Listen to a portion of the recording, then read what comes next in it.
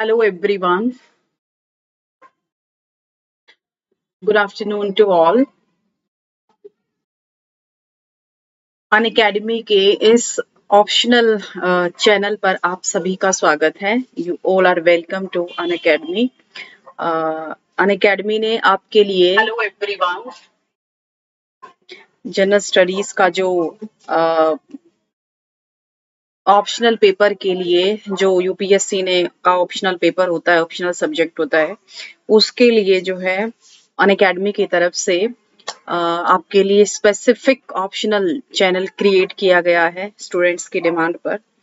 और आज मैं आपके लिए ऑप्शनल सब्जेक्ट जो है हमारा political science and international relations, इसके लिए आज हमारा मैराथन है पॉलिटिकल थियोरी पर, क्योंकि यही हमारे फर्स्ट पेपर का नाम है पॉलिटिकल थियोरी. तो फर्स्ट पेपर का जो फर्स्ट सेक्शन है, आज हम इसका पार्ट 1 लेकर चलेंगे. ठीक है, आज हमारा इसका पार्ट 1 है और पार्ट 1 मैं आपको कल करवाऊंगी. राइट, तो आज ये वाला हम सेक्शन जो है यहाँ पर लेकर चलेंगे.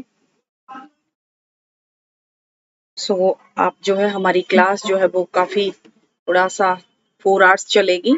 ठीक है, तो इसके लिए आप थोड़े से तैयार रहें, थोड़ा माइंड मेकअप करें और थोड़ा सा फुर्सत में आप हो जाइए. ठीक है, राइट. सो हम लोग स्टार्ट करें तो फटाफट से आप जुड़े. आवाज कैसा आपको आ रहा है? ठीक है, तो सारी चीजें मुझे एक बार आप क्लियर कर दें. ठीक है, I am proper audible to you और not? So let me sure light. Right, so let's crack UPSC CSE and crack all UPSC CSE optional subjects with us. हम कौन हैं? We are the top educators here for you on Unacademy. Here you will get quality content and you will get a great learning experience with us.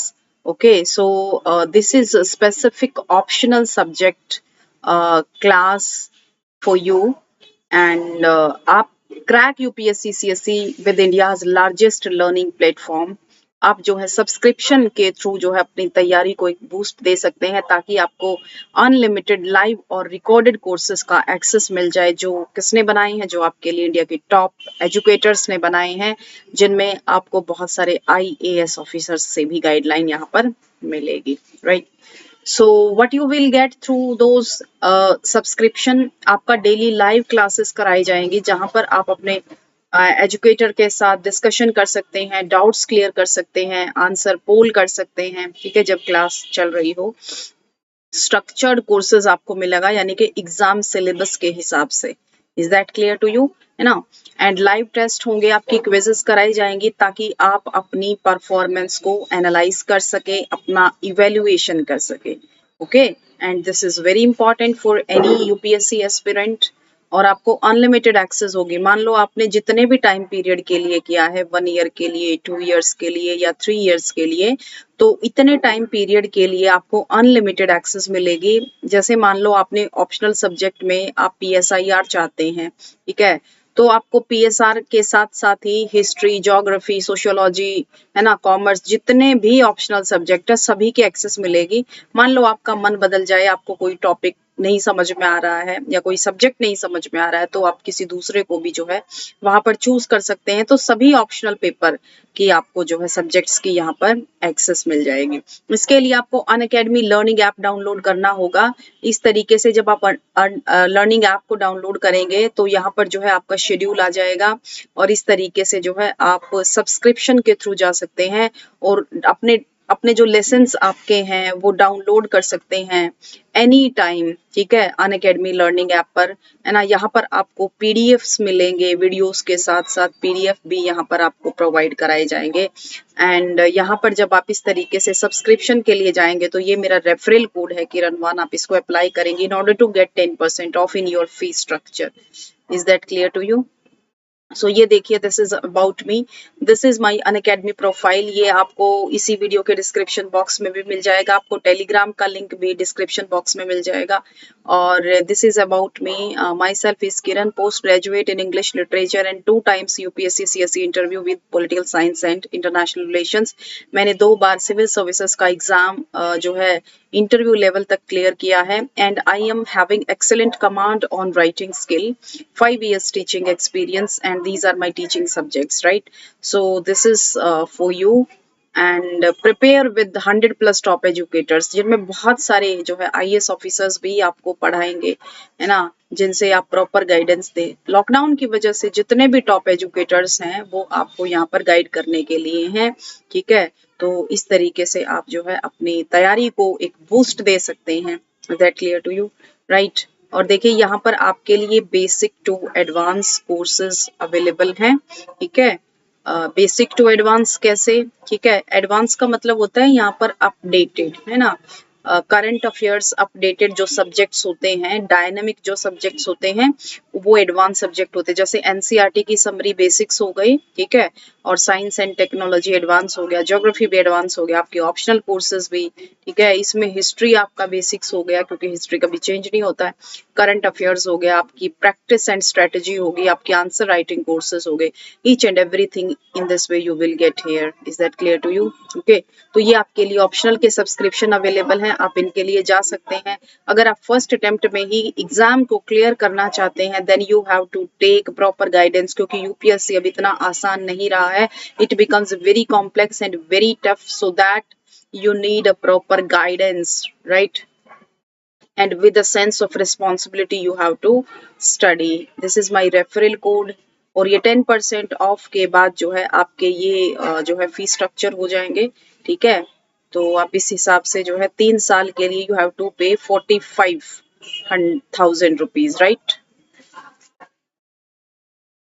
This is GS plan plus and iconic. देखिए plus भी 1 month से लेकर 36 months तक आपको EMI option भी यहाँ पर available है. प्रॉपर गाइडेंस आपको चाहिए होगी, ठीक है. मेरा रेफरल कोड आप अप्लाई करें 10% जो है डिस्काउंट पाने के लिए, right. And this is iconic course, you know, इसमें आपको कुछ एक्स्ट्रा फैसिलिटीज दी गई हैं. क्या फैसिलिटीज हैं? यहाँ पर आपको एक पर्सनल कोच प्रोवाइड होंगे, यानी कि एक पर्सनल आपके एडवाइजर होंगे जो स्पेसिफिक आपकी ही वीकनेसेस को, आपकी स्ट्रेंथ को रिकॉग्नाइज करेंगे और आपको जो है एक प्रॉपर गाइडेंस, आपकी स्टडी प्लान कराएंगे और जो है आपको एक पर्सनल फीडबैक देंगे, राइट. तो इस तरीके से आपका मेंस क्वेश्चन आंसर प्रैक्टिस भी कराएंगे. सारथ कुमार, हेलो हेलो सारथ, ठीक है. शरत है, शरत, ठीक है. तो इस तरीके से जो है आपकी तैयारी, क्योंकि यूपीएससी की प्रिपरेशन में इस तरीके की चीजों की जो है बहुत ज्यादा रिक्वायरमेंट है. Is that clear to you, right. तो अगर आप फर्स्ट अटेम्प्ट में अपनी ड्रीम जॉब को पाना चाहते हैं, वेरी गुड आफ्टरनून शरत, वेरी गुड आफ्टरनून, राइट. सो अगर आप फर्स्ट अटेम्प्ट में क्लियर करना चाहते हैं तो यू नीड टू प्रॉपर, ठीक है. तो आप बैठ के सोचिए आप किस तरीके से कंपटीशन में रह सकते हैं. अगर आप एक्चुअली कॉम्पिटिटिव रहना चाहते हैं और इस कंपटीशन को क्लियर करना चाहते हैं तो गाइडेंस की तो आपको जरूरत पड़ेगी ही, क्योंकि ये एग्जाम बिना गाइडेंस के नहीं क्लियर हो सकता, राइट. और ये मेरा रेफरल कोड है, आप इसको याद रखेंगे और इसको अप्लाई भी कर सकते हैं, ठीक है. सो ये आइकॉनिक था, राइट. और अब हम लोग चलते हैं अपने जो है कोर्स की तरफ, ठीक है. तो आज हम लोग क्या क्या करेंगे ये मैं आपको बता दूं, ठीक है. देखिए अब ये हमारा ना पॉलिटिकल साइंस और IR का, ठीक है. 2015 की टॉपर भी पॉलिटिकल साइंस से ही थी, ठीक है. तो पॉलिटिकल साइंस एक बहुत ही बेहतरीन सब्जेक्ट है ऑप्शनल के तौर पर. क्यों? क्योंकि बहुत सारा पोर्शन जो है जनरल स्टडीज के लिए भी ओवरलैप करता है, ठीक है. तो ओवरलैपिंग बहुत है जनरल स्टडीज की और PSI ऑप्शनल के साथ, राइट. देखिए यहाँ पर आपका सेकंड पेपर जो है वो पूरा का पूरा पॉलिटी से यहाँ से आ जाएगा आपका, ठीक है. और फर्स्ट पेपर में भी बहुत सारी चीजें कवर होती हैं, ठीक है. और थर्ड पेपर में भी कवर होती हैं और फोर्थ पेपर एथिक्स में भी कवर होती हैं, ठीक है. जो फिलोसफीज वगैरह दी गई हैं तो काफी सारी ओवरलैपिंग है ना. सेकंड पेपर में IR वाला पोर्शन है, ठीक है. तो और ऐसे में भी बहुत हेल्पफुल रहता है, ठीक है. तो इस एग्जाम की प्रिपरेशन करने का सबसे बेस्ट फंडामेंटल जो स्ट्रेटजी है वो है पहले ऑप्शनल पेपर तैयार करो आप, ठीक है. अगर आप ऑप्शनल पेपर पढ़ लेंगे तो ये मान के चलो कि 500 मार्क्स तो आपके तैयार हो ही गए, ठीक है. इसके साथ साथ आपका काफी सारा पोर्शन जनरल स्टडीज के लिए भी प्रिपेयर हो जाता है, right. Is that clear to you, ठीक है. So this is the basic understanding. तो ऑप्शनल सब्जेक्ट को वही ऑप्ट करना चाहिए जो जनरल स्टडीज के साथ ओवरलैप करे, ठीक है, ताकि आपको सारी चीजें अलग अलग से ना पढ़नी पड़े, है ना। आप सारी चीजें अलग अलग से पढ़ो, सब ऑप्शनल सब्जेक्ट भी आप अलग से पढ़ो, तो ऐसा ऑप्शनल सब्जेक्ट रखना चाहिए जो आपको जनरल स्टडीज में ओवरलैप करे, हेल्प करे। तो पॉलिटिकल साइंस क्रक्श होता है ना। तो इसको बहुत अच्छे से सब्जेक्ट को आपको अच्छे से समझना होता है, कॉन्सेप्ट को रूट से जो है एकदम से आप रूट कॉन्सेप्ट को समझकर यहाँ पर चलेंगे, ठीक है। तो आप जो बच्चे नए हैं जिनको पॉलिटिकल साइंस का सिलेबस नहीं पता, तो वो सिलेबस की पीडीएफ डाउनलोड करें और उसको देखें। ये देखिए जो पॉलिटिकल साइंस का फर्स्ट पेपर है हमारा, जो सेक्शन 1 है, वो मैं आज करवाने जा रही हूँ, उसका भी पार्ट 1, ठीक है। तो सारा, क्योंकि सिलेबस बहुत वास्ट है तो 4 घंटे में तो पॉसिबल नहीं होता है, ठीक है, लेकिन जितना पॉसिबल होगा वो मैं आपको यहाँ पर करा दूंगी, ठीक है। तो आज मैं आपको जो है पहले 4 पॉलिटिकल थ्योरी हम लोग लेकर चलेंगे, मीनिंग और अप्रोच पढ़ेंगे हम यहाँ पर, फिर उसके बाद थ्योरीज ऑफ स्टेट पढ़ेंगे, liberal, neo liberal, Marxist, pluralist, post colonial, feminist, ठीक है, ये थ्योरीज पढ़ेंगे। उसके बाद जो है फिर हम जस्टिस के बारे में भी पढ़ेंगे, कॉन्सेप्ट ऑफ जस्टिस क्या है, ठीक है। तो यहाँ पर रॉल्स की थ्योरी को भी पढ़ेंगे और इसकी कम्युनिटेरियन क्रिटिक क्या है ये भी पढ़ेंगे, राइट। और इसके बाद देखिए ये मैंने फर्स्ट सेक्शन का जो है यहाँ पर आपके लिए सिलेबस रखा है। उसके बाद में राइट्स कराऊंगी आपको, ठीक है। तो ये चीजें जो है हम लोग करेंगे आज। और जो ये 5-10 यूनिट है टोटल, और आगे का जो है जितना भी पोर्शन है ये हमारा, ये मैं आपको कल करवाऊंगी, ठीक है। तो जो बच जाएगा उसको कल करेंगे, मोस्टली चीजें हम आज कवर करेंगे, ठीक है। तो सबसे पहला जो हमारा टॉपिक है वो है पॉलिटिकल थियरी। क्या है? वो है पॉलिटिकल थियरी।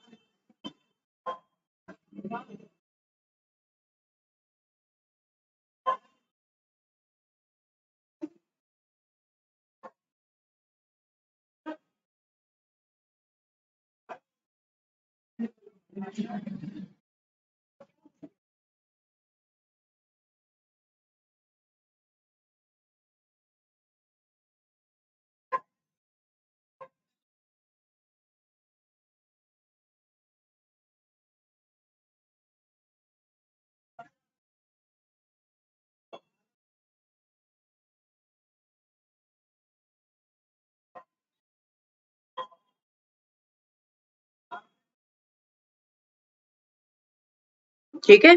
तो पॉलिटिकल थ्योरी वाला जो है ऑप्शन टॉपिक हम लोग कवर करेंगे, ठीक है। फटाफट से जुड़े मेरे साथ आप।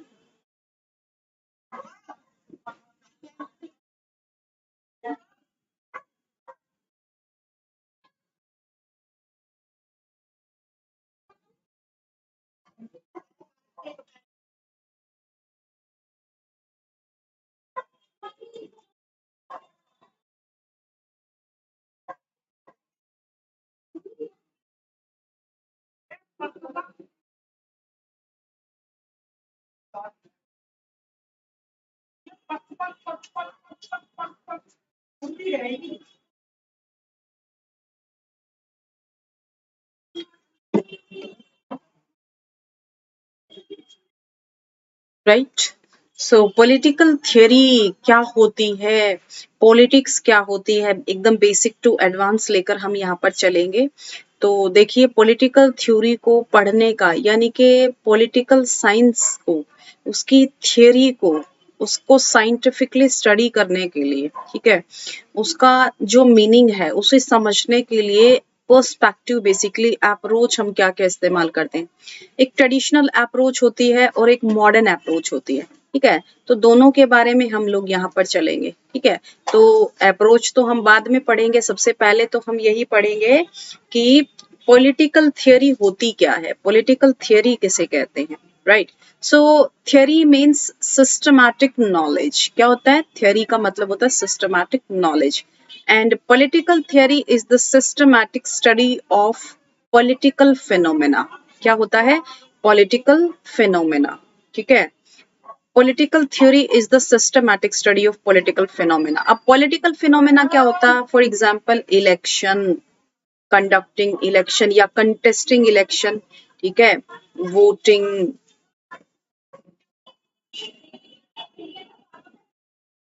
राइट, एंड फॉर्मिंग गवर्नमेंट, ठीक है। So all these things are the political phenomena, okay. अब इनका सिस्टमैटिक और साइंटिफिक स्टडी क्या होती है? पॉलिटिकल फिनोमेना की साइंटिफिक स्टडी क्या होती है?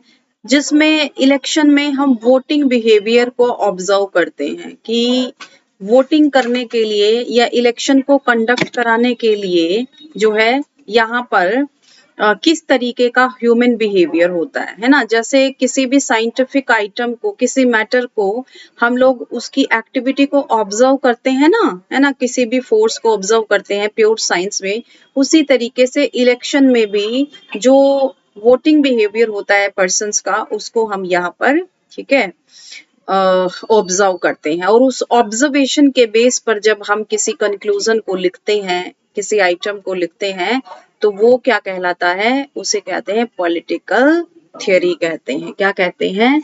पॉलिटिकल थ्योरी कहते हैं, ठीक है, राइट।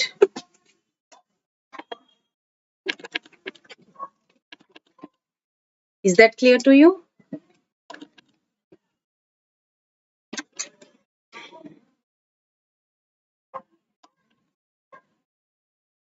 ठीक है।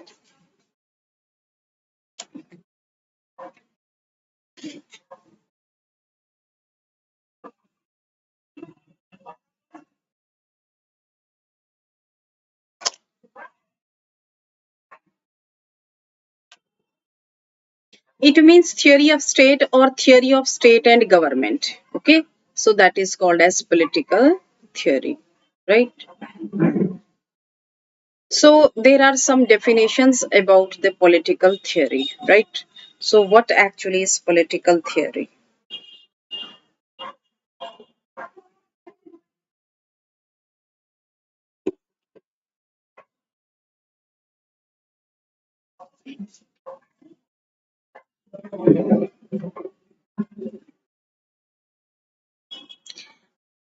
Political theory is the theory of politics. It seeks to understand, analyze, and explain the political phenomena and prescribe.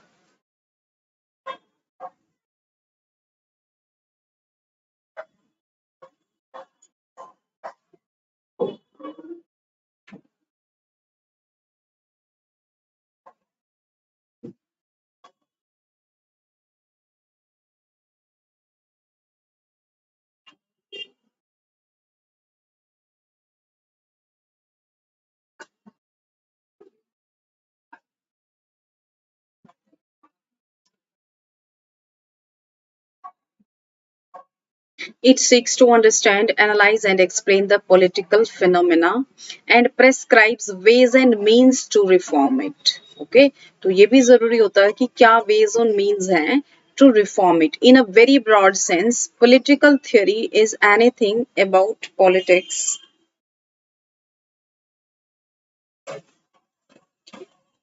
or relevant to politics. However, in its specific and narrow sense, it is the disciplined investigation of political problems, right?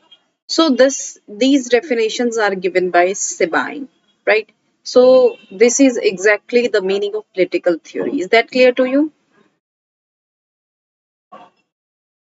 A combination of disinterested search for the principles of good state and good society on the one,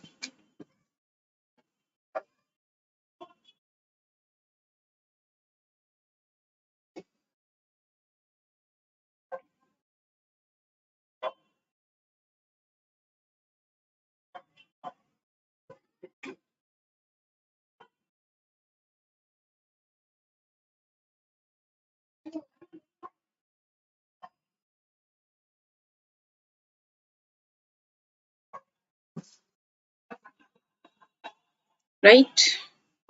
So, a combination of disinterested search for the principles of good state and good society on the one hand, and a search for knowledge of political and social reality on the other hand,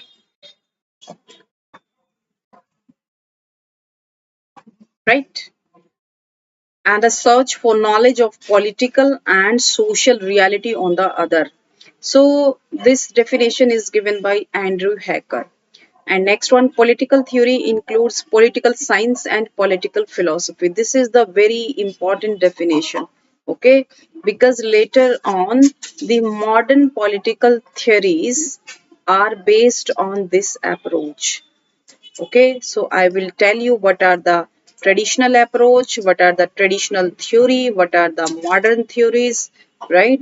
So this is very important. So political theory, not only political science and not only political philosophy. So it is the combination. Okay, so science basically talks about the facts and philosophy talks about the values. Okay, so a person or any system cannot be based on pure facts and cannot be based on pure values. There must be mixing of facts and values. Only then anything can become a complete. Okay, so in order to make the political science a complete discipline, we need to include scientific and philosophical aspects in order to get the all aspects, or in order to understand the things in a comprehensive manner, we need to combine science and philosophical aspects. So this is what I'm trying to say to you, right? And next I'm going to teach you the approaches of political science. You know, in a many times a 15 marker question is asked,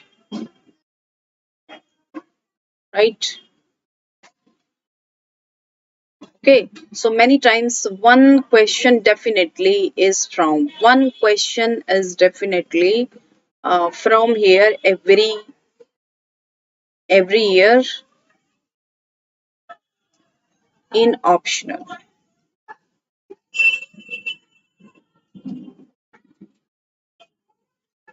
right?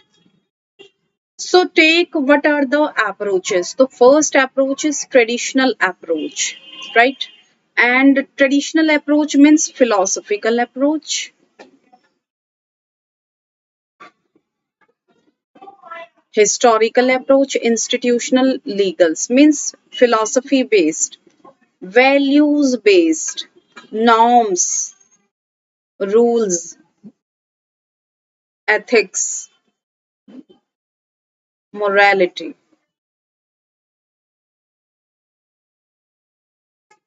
right? So all these things are based on traditional approach. Is that clear to you? Okay. So philosophical, historical, institutional, and legal. What is modern approaches? Right. First, behavioral approach, post-behavioral, models of political analysis, system theory of Eastern. Right. So take down the features of traditional approach. What is the meaning of traditional approach? Traditional approaches are normative and value based. These approaches put emphasis on values more than facts. Is that clear to you? As I told you earlier, that traditional approach is based on the values, the norms, ethics, and morality,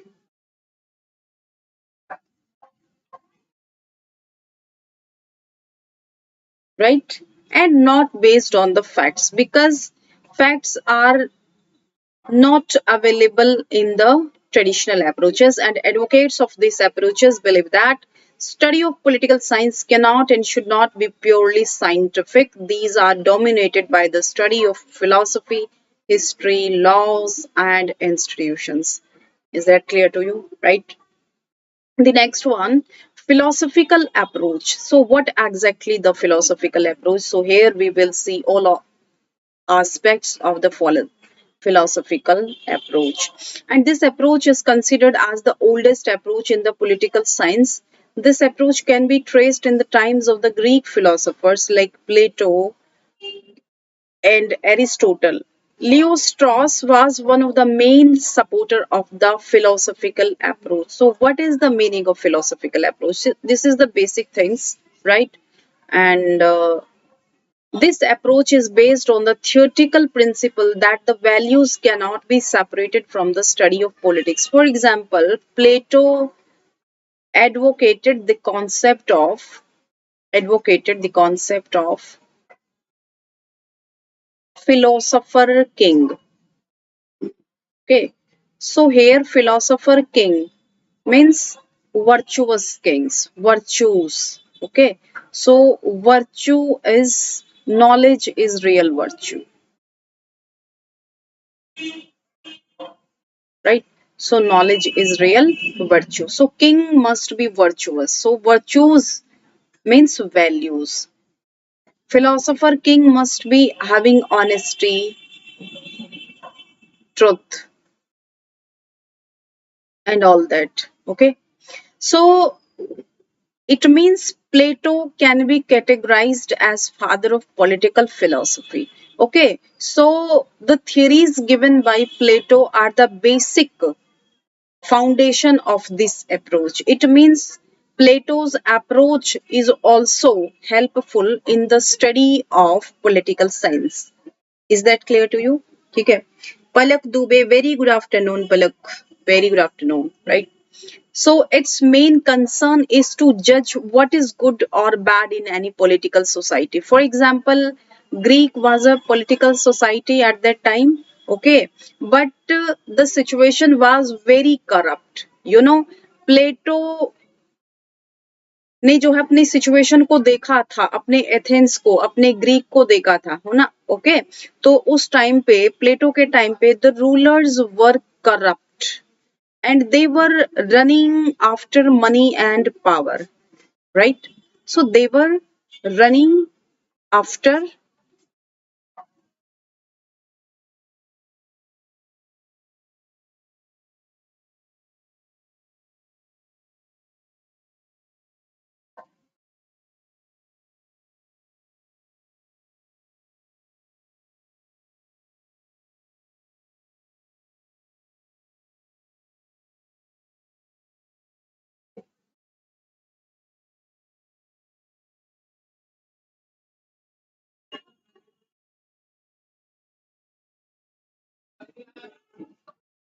right? So they were running after money and power. Is that clear to you? And it is mainly an ethical and normative study of politics and thus idealistic, right? It addresses the problems of the nature and functions of the state, citizenship, rights, and duties. So these things are categorized as philosophical things, right? And it addresses the problems of the nature and functions of the state, citizenship, rights, and duties, etc. Is that clear to you? So this is, you can quote in your answers. So all these things are really very important from exam point of view, very important, and this notes is right. Malik Ansari, right? So you all are welcome to my class. Is that clear to you? And the next one, historical approach. I think philosophical approach is much clear to you, right? Historical approach. This political approach focused on the historical factors like the age, places, and the situation in which it is evolved. Okay. For example, what is happening? Okay, what is happening from stage to stage? Historically facts means the study of political science is based on historical facts. Historical facts, right? And this approach is related to history and it emphasizes on study of history of every political reality to analyze any situation. And political thinkers such as Machiavelli, Sabine, and Dunning considered that politics and history are closely related and the study of politics always should have historical standpoint. Okay, so Sabine says one thing, uh, history is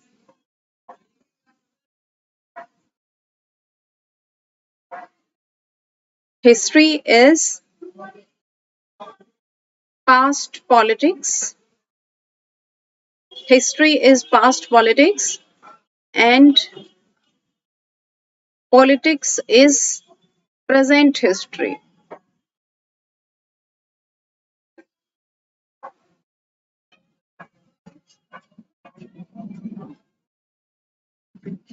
right?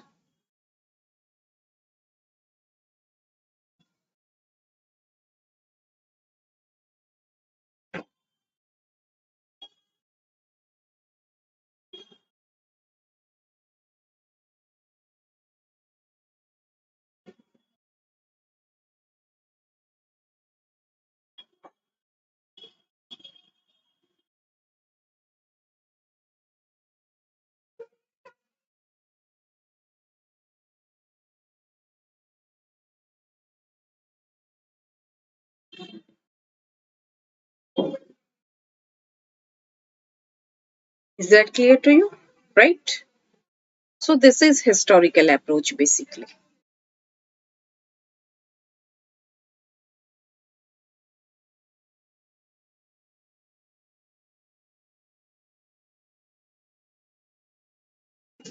Institutional approach.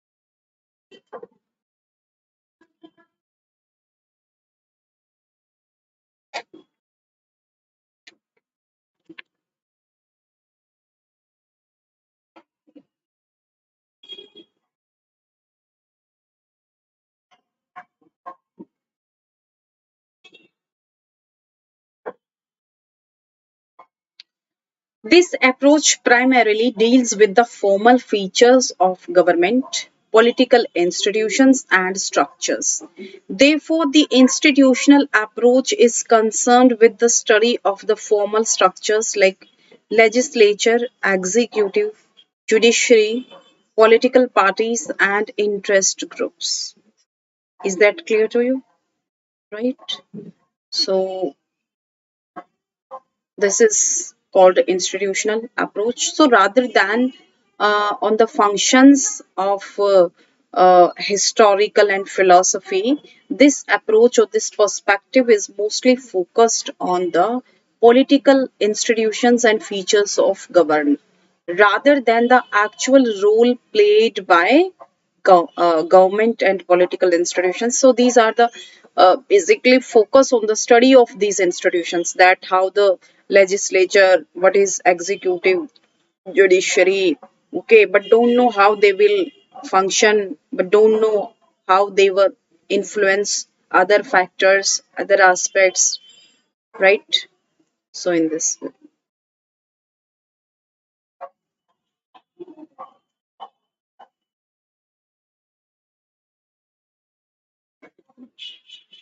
the supporters of this approach includes both ancient and modern political philosophers, right? The supporters of this approach includes both ancient and modern political philosophers. Among the ancient thinkers, Aristotle had significant role in shaping this approach, while the modern thinkers includes James Bryce, Bentley, Walter, Harold Lasky contributed to develop this approach. That clear to you, right?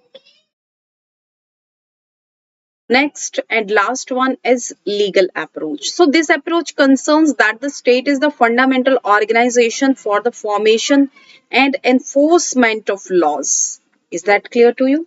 ठीक है, तो आज का जो हमारा marathon है, marathon में हमारा कंप्लीट जो है इसको हम लोग करेंगे कंप्लीट। हमारा फर्स्ट पेपर होगा ऑप्शनल का political science and international relation का, जो है ये हमारा मैराथन सेशन है, राइट? ओके, तो इसमें हम अपना political theory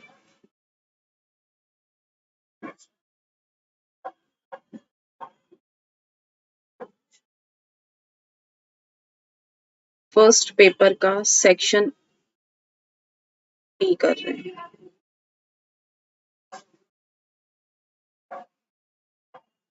right? So this approach concerns that the state is the fundamental organization for the formation and enforcement of laws. Therefore, this approach is concerned with the legal process, legal bodies or institutions, justice and independence of judiciary, right? So this is legal approach. So here legal function means political functions, because politics is directly related with laws, because the main function of political system is to enforce laws and to implement laws.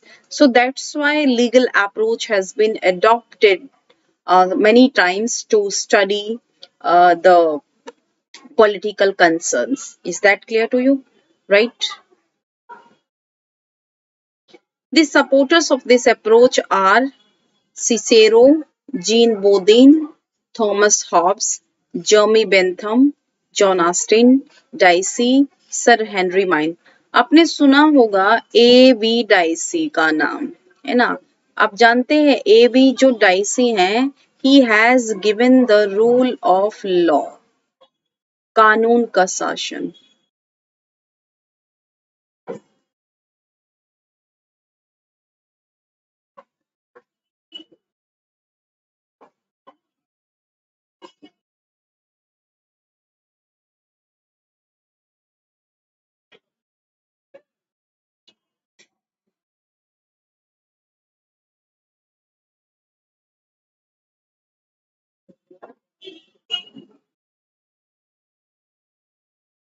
Now, demerits of traditional approach. So these approaches are one-dimensional because all the approaches, for example, when one approach is focusing only on philosophical parts and overlooking other. Second is historical, focusing on the historical facts, legal facts,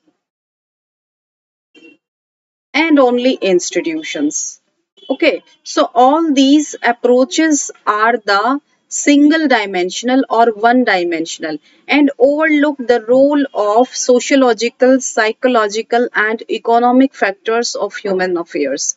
Hence, it gave rise to multidisciplinary approach, that is contemporary behavioral approach. Is that clear to you?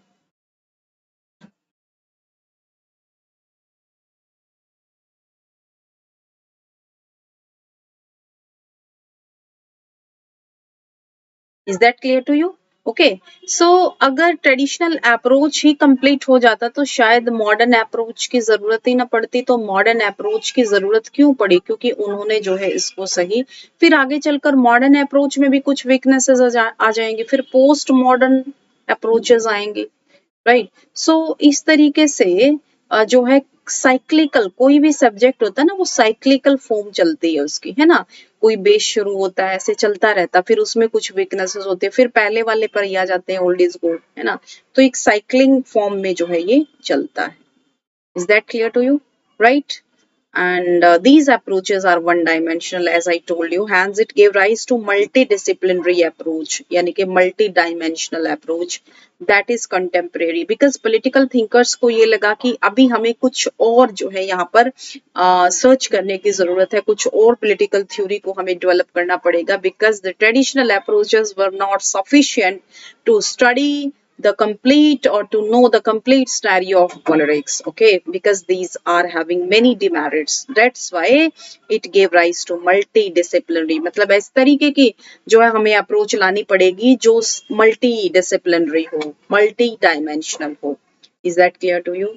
Right, so let's move on the multidisciplinary approach, that is modern approach or behavioral approach, okay. So in order to minimize the deficiencies of the traditional approaches, various new approaches have been advocated by the new political thinkers, and these new approaches are regarded as the modern approaches to the study of political science, right. Modern approaches are fact-based approaches. Is that clear to you? Right? Modern approaches are fact-based approach.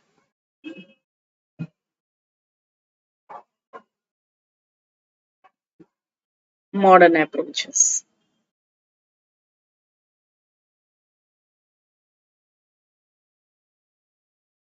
Behavioral approach, post-behavioral approach, models of political analysis, system theory of system. Is that clear to you?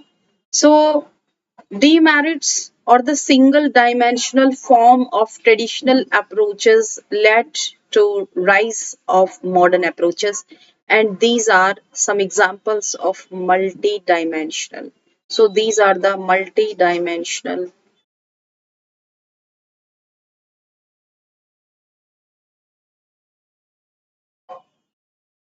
approaches to study political theory, to study political theory,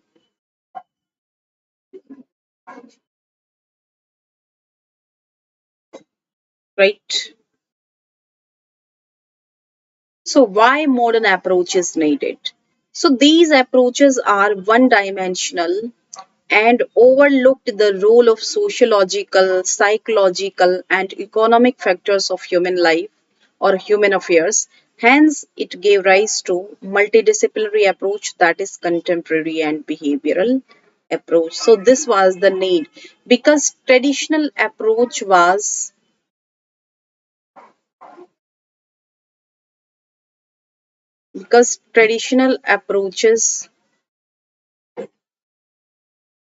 were not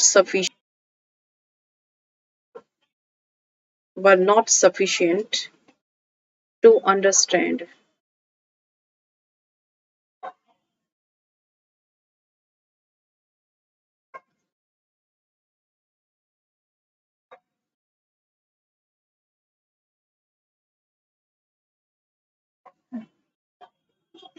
politics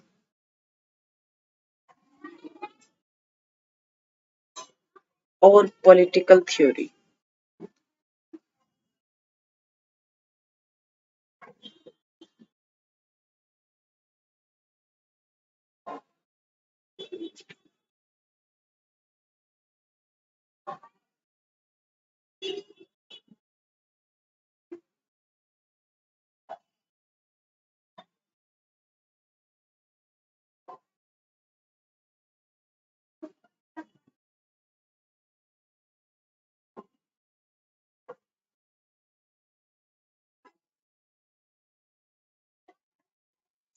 To minimize the deficiencies of the traditional approaches, various new approaches have been advocated by the new political thinkers, and these new approaches are regarded as modern approaches.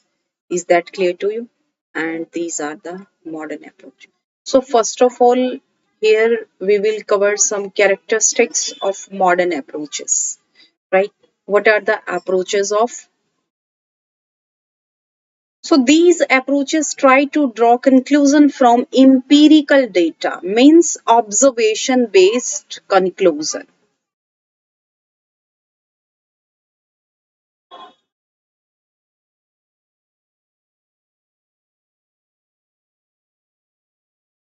Okay, observation based conclusion. These approaches go beyond the study of political structures and its historical analysis. Modern approaches believe in interdisciplinary study. They emphasize scientific methods of study and attempt to draw scientific conclusions in political science. Behavioral approach. What is behavioral approach? Many times it's very important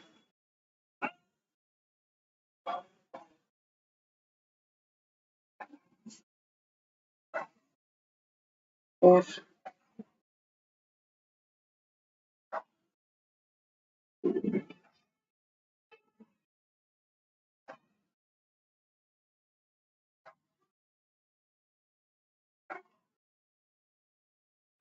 for subject point of view. Is that clear to you? Right? And behavioral approach is particularly associated with the work of American political scientists after Second World War, right? So basically, behavioral approach is associated after the Second World War, okay? Because Second World War dismissed or disorganized many political system at global level because that was the need of that time also. Is that clear to you? And it is political theory which is the result of increasing attention given to behavior of ordinary man, and it gave new dimension to the analysis and explanation of political phenomena. David Easton contributed his paper. Basically, this is the starting. David Easton was very important political scientist here to present the modern approaches and especially the behavior approach, because after the Second World War a seminar was organized in America, and David Easton contributed and presented an article, a paper, the current meaning of behavioralism in political science in 1967, right? That's why. Okay, so this was the basically beginning at that time, right? So this was the basic concern of David Easton and the basic contribution of David Easton, which finally is in front of us, that is behavioral approach. Is that clear to you, right? And the next one is, what are the salient features of the behavioralism, right? And David Easton has pointed out certain salient features of behavioralism which are regarded as its intellectual foundations, and these are as following. Okay, so basically there are eight foundations. Okay, so eight intellectual foundations, right? And those foundations are multidimensional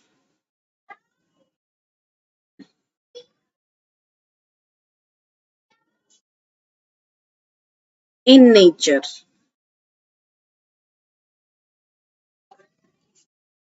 right? So we will cover one by one all the eight intellectual foundations. Okay. First of all, regularities. This approach believes that there are certain uniformities in political behavior which can be expressed in generalizations or theories. Okay. For example, if any matter containing anything, for example, how we recognize that it is gas, okay, it is useful or it is harmful, how we recognized in the science, okay, How we recognize that this matter is, or this element is, or this metal is, okay, is useful from which point of view, which metal is precious, which metal is less costly. So all these things are determined on the basis of some regularities or on the basis of some observations. Okay, for example, iron is a very important metal, but it can become rusty, okay, by water and air. But gold is more precious than iron, than copper. Why? Because it's very precious, okay, it is having shining, natural shining, right? So it's very important. So just like in the normal science, in the pure science, regularities are used in order to develop some theory. On the same way, in the political science, there are some regularities. You know, scientific methodologies were used here to develop modern approaches, especially behavioral approach. You know, as the name itself shows, the behavior. Okay, so here political behavior means, for example, a person behaves in a particular scenario, different nature is having. For example, if we are happy, then our behavior will be different. For example, if we are sad, then our behavior will be different. For example, if we are economically strong, we are having different behavior. If we are having political power, we are having something different behavior. So here the main focus of David Easton is having that how the person reacts or how the person behave in a political manner. Political behavior means when we are going to contest elections, then how we will behave here, and when we are going to cast our votes, then how we will behave. Okay, so all these things basically comes under the category of regularities, right? So political behavior, so here uh, persons or man is at the center of these things.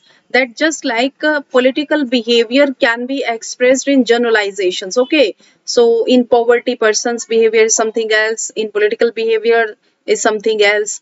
Generalizations, theories in order to explain and predict political phenomena. So why the political behavior of person is observed, so that we can explain and predict some political phenomena, some political things. This was the basic meaning. And in a particular situation, the political behavior of individuals may be more or less similar. Such regularities of behavior may help the researchers to analyze a political situation as well as to predict the future political phenomena, right? And the study of such regularities makes political science more scientific with some predictive values. Is that clear to you? So regularities means observations, and on the basis of observations, some predictions are made, some uh, forecasts were done, some political phenomena has been explained on the basis of these regularities. So regularities is the most important intellectual foundation of behavioral approach in political science and international relations. Is that clear to you? Right? Verification. For example, if we have taken some conclusion, some observation, then we will verify that. Okay, we will verify that. The behavioralists do not want to accept everything as granted. Okay, so we should not, in the scientific things or in the science, nothing is accepted as granted. For example, if one scientist has observed some one scientist have observed some phenomena, and he concluded, he came into some conclusion, and he is giving any theory, it means it is given as granted. Okay, without verification everything is as granted. Okay, so there is nothing, okay, is accepted as granted, right? So therefore they emphasize testing, okay, examining and verifying everything. So this is the basic fundamental intellectual foundation in the scientific study, and according to them, what cannot be verified is not scientific. Okay, so what cannot be verified, that is means it is not scientific, and if verification is not included in that political behavior, it means some partiality will be there, for example, right? And without And if there is any partiality that cannot be categorized as scientific, it means it is not a scientific study, right? It is not a behavioral approach. Okay, so verification, I think, is most important intellectual foundation for behaviorism. The third one is techniques, that how the which technique you are using to observe that political behavior. So the behavioralist put emphasis on the use of those research tools and methods which generate valid, reliable, and comparative data. Okay, so a researcher must make use of sophisticated tools like sample survey, mathematical models, simulation, right? So all these things. For example, if contesting election is the biggest. So for example, in India, there is scenario of elections, right? Then how the how it is predicted by the media channels, by the news channels, that which party will lose and which party will be crowned. Okay, so all these things is predict on the basis of a sample survey. Why? Because media persons go to voters and ask their behavior, ask their viewpoints, and thus they collect samples, and on the basis of that collection, they predict, right? Because they conduct a sample survey, they go for a surveys that where the mostly persons are uh, focused on which party and which candidates, right? And which things are most important, which things play role. For example, caste, religion, ethnicity. These things played a very important role in the contesting of elections or in the future of candidates. For example, right? So news channels will predict that caste played a very important role. Sometimes development play a very important role in this way. So all these are the tools of the techniques or the research methods. Okay, so that reliable and comparative data is available here. Is that clear to you? Right. Next, quantification. After collecting data, the researchers should measure and quantify those data. Quantify means quantify means uh, based some. For example, if something is collected, then in a very simple meaning, you can say it as categorization.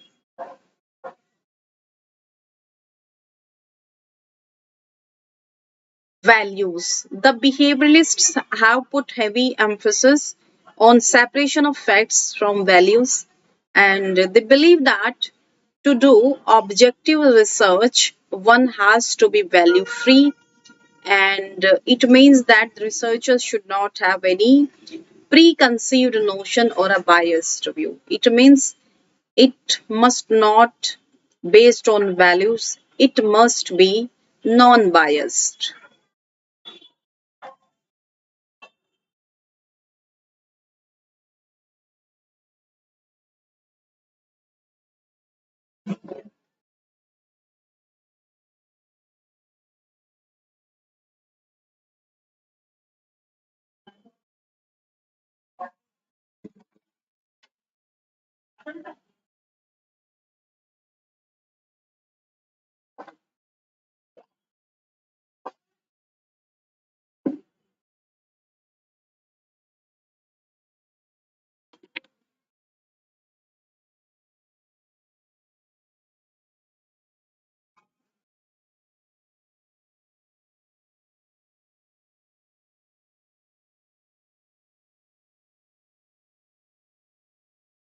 Hmm.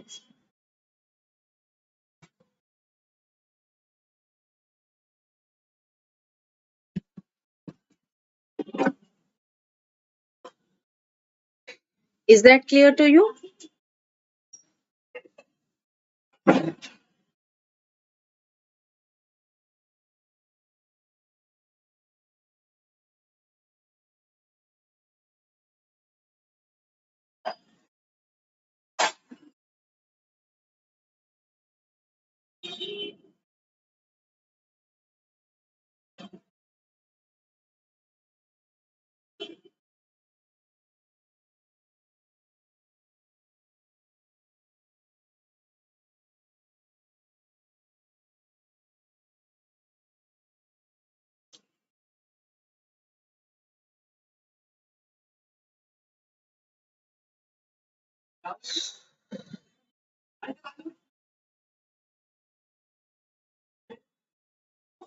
Systematization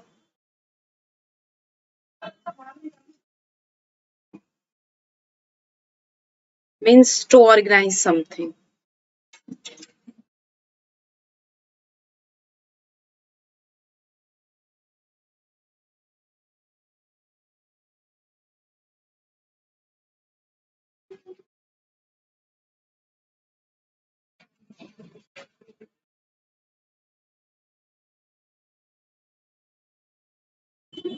Maintain in order.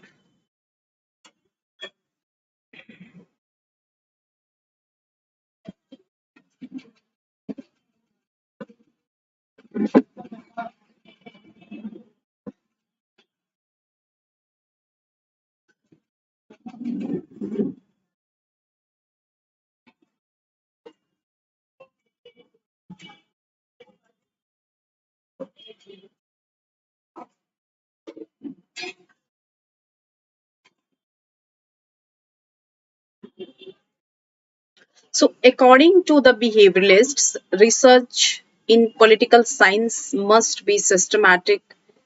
Theory and research should go together, right? Pure science. Another characteristic of behavioralism has been its aim to make political science a pure science. It believes that the study of political science should be verified by evidence. If anything is verified through evidence, that means that is truth and pure science. Is that clear to you? Right. And last one, it is called integration. According to behavioralists, political science should not be separated from various other social sciences like history, sociology, and economics, etc. This approach believes that political events are shaped by various other factors in the society, and therefore it would be wrong to separate political science from other disciplines. Is that clear to you? Right? So, this is all about the behavioral approach and the eight, we have already done behavioral approach,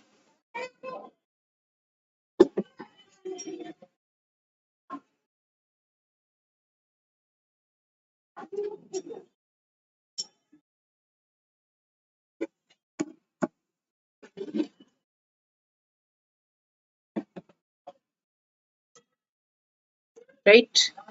And it was based on eight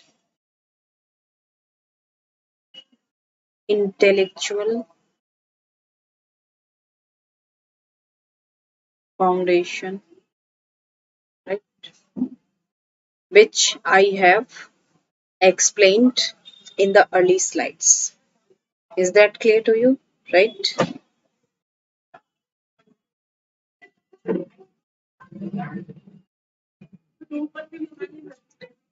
What is post behavioralism? I think some demerits also there. So the demerits in behavioralism led to the rise to post behavioralism, right? And after remaining popular for almost 2 decades, the behavioral approach got transformed into post behavioralism. Post behavioralism is nothing special, but it's modification in behavioralism.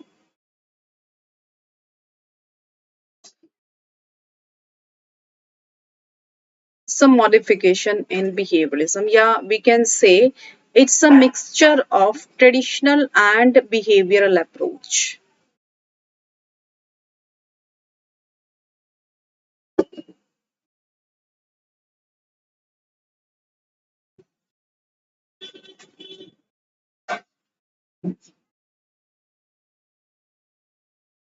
Right?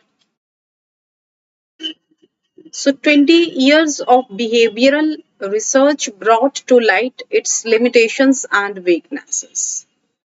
Right? The failure to make any real progress towards the objective of building a scientific political theory compelled the behavioralists to admit reforms in the light of their experiences with behavioral research. They accepted several reforms and the exercise got the name post behavioralism. Is that clear to you?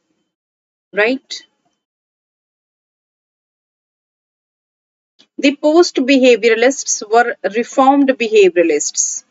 Post behavioralism emerged as a reform movement within behavioralism. They advocated the need to study all realities of politics, the need to study social change. It means values are added along with scientific facts.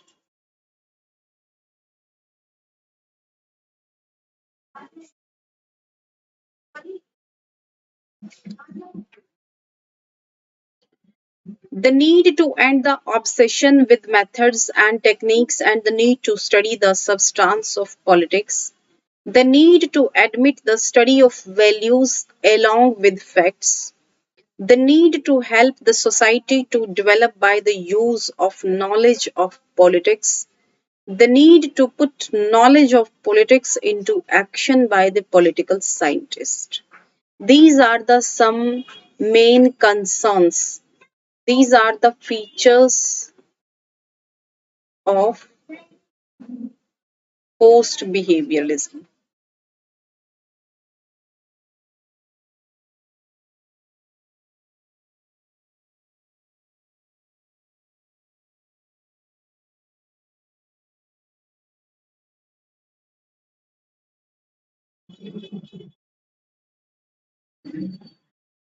The behaviorist turned post behaviorist also came forward to accept the importance of the study of values in politics as well as some merit of the traditional normative approach.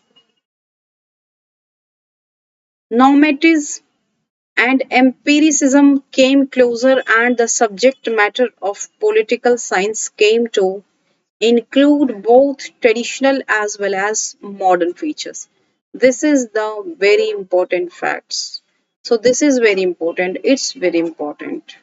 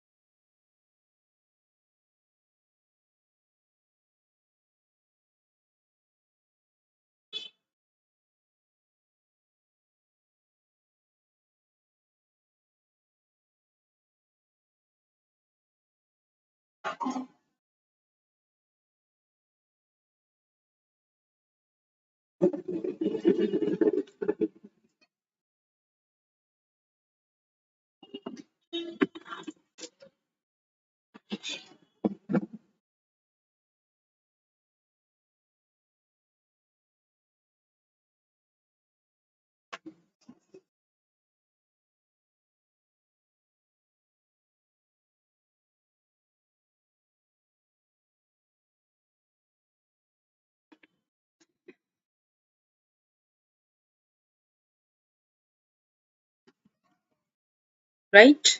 So normative and empiricism came closer, and the subject matter of political.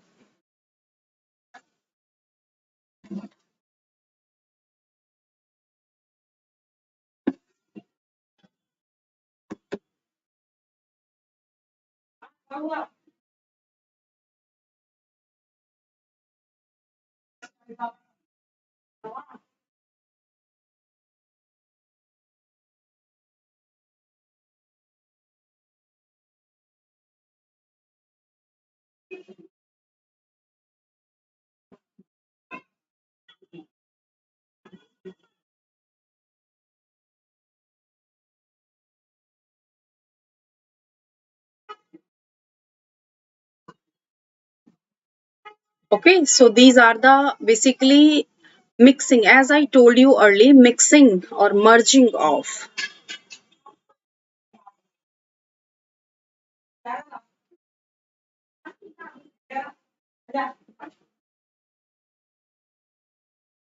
facts and values.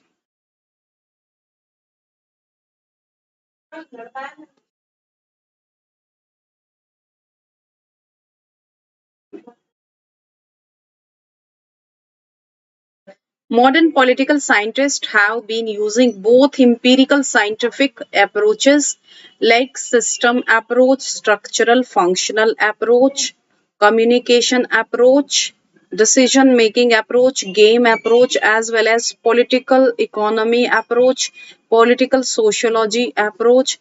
Okay, but in this first paper, we just need to focus on the post behavioral and system approach, right? And system approach. Is that clear to you? Right?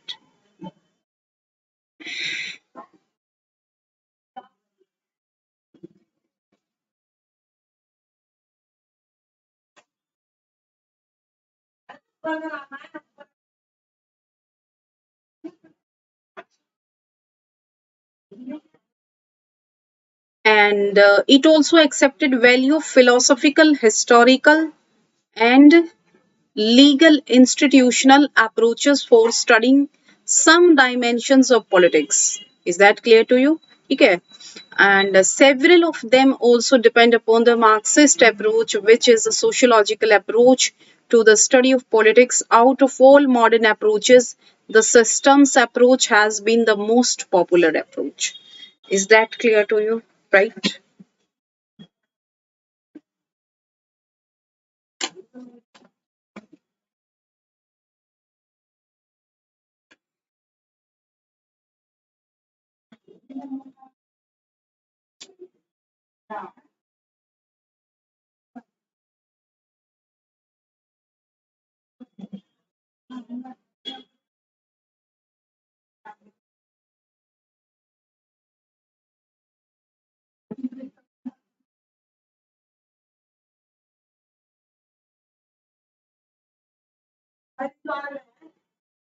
Right? So, have you cleared that? And it also accepted values of philosophical, historical, and all that.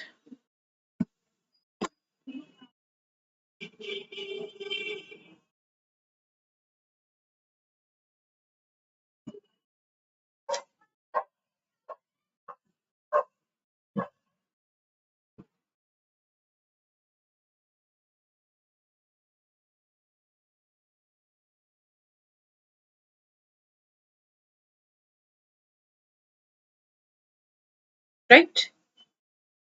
And out of all modern approaches, system approach has been the most popular approach. Is that clear to you?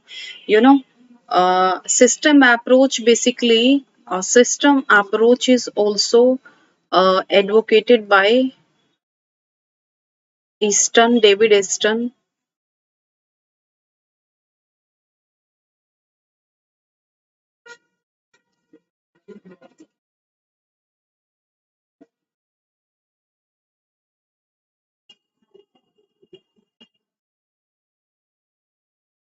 David Easton. And this approach is based on output and feedback.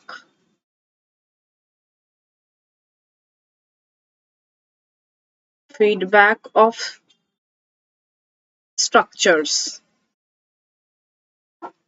Is that clear to you? Right? So come on next. So now we are moving on the approaches or the theories of states.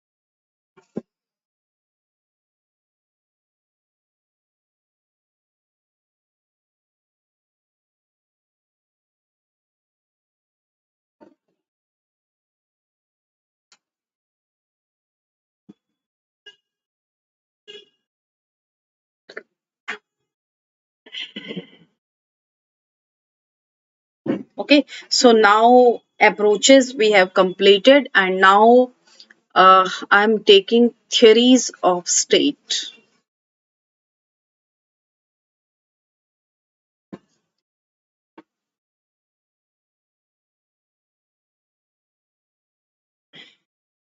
Right. So theories of state in this section. So this is basically second topic. Okay. So here we will discuss all the important theories of state. For example, liberal theory, feminist theory, colonial, post-colonial theory,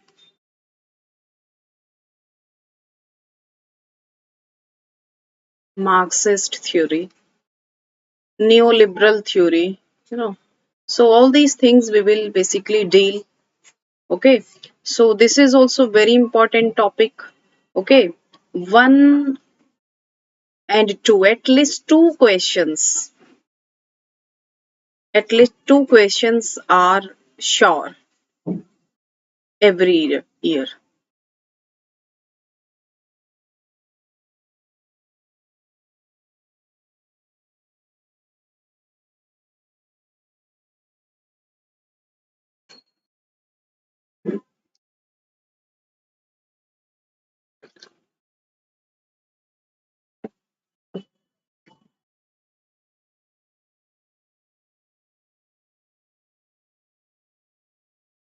So first of all, we will take the definition of state, right? A state is a planned political structure that operate under a government. These definitions draw attention to the fact that the state has four essential elements. Okay, basically in 16,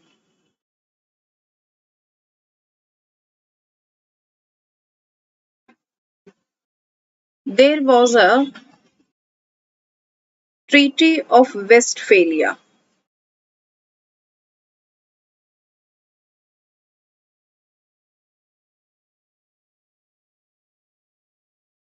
Treaty of Westphalia, where four essential elements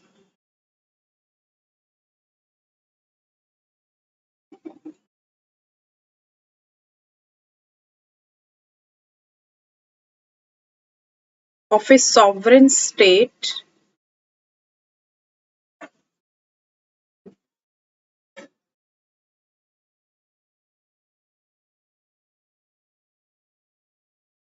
were recognized.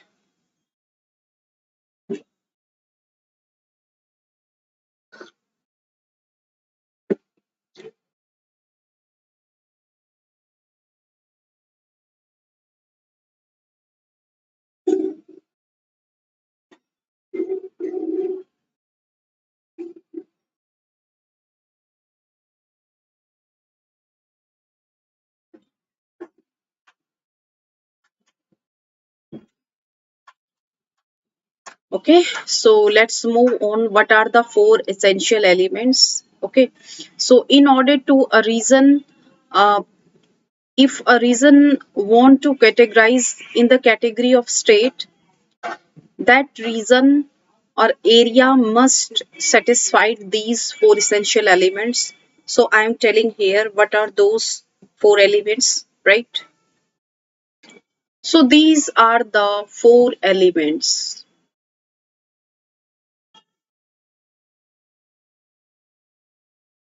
to include any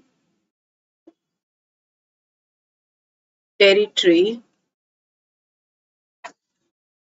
into the category of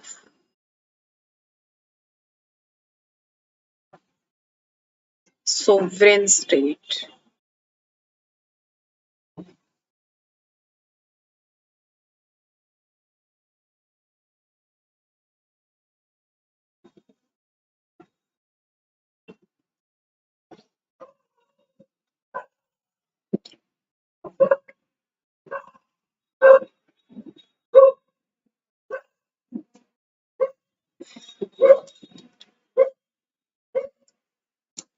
These are population, territory, government, sovereignty.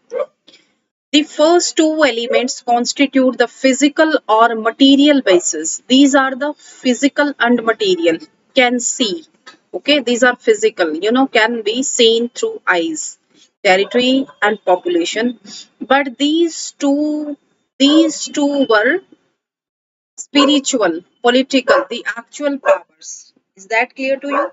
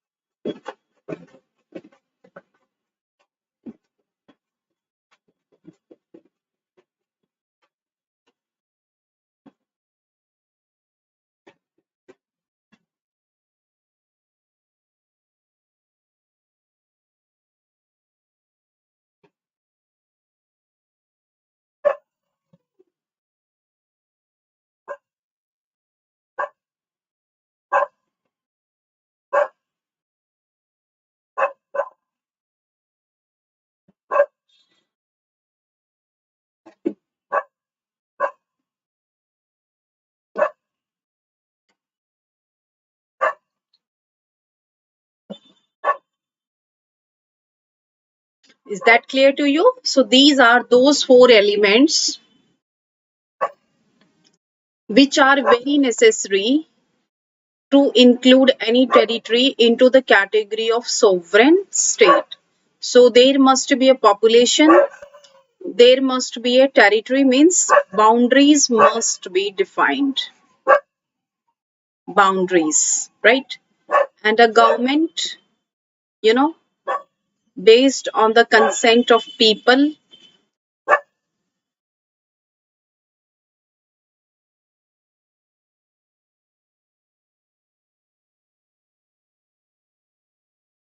and sovereignty means supreme authority.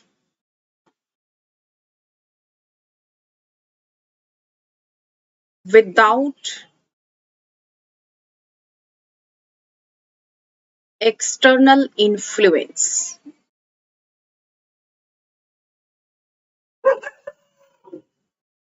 Is that clear to you? And as I told you, the first two were the physical or the material basis of the state, while the last two form its political and spiritual basis. You know.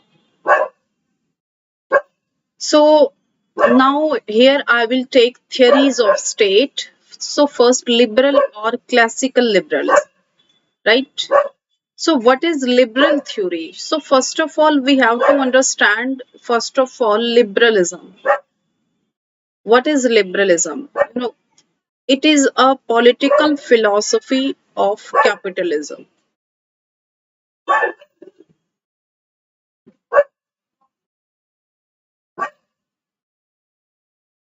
Capitalism and man's liberty at the center, is at the center of this theory. According to liberalism, man is rational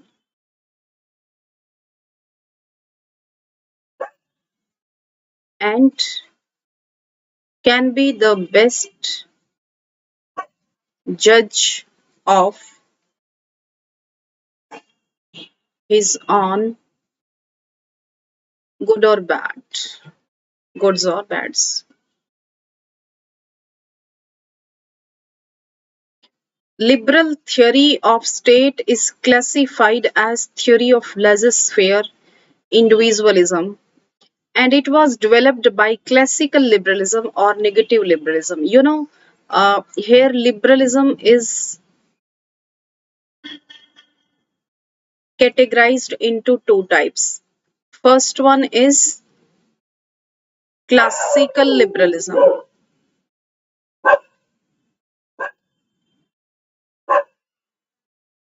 or negative liberalism. So I told you why they are categorized as negative liberalism.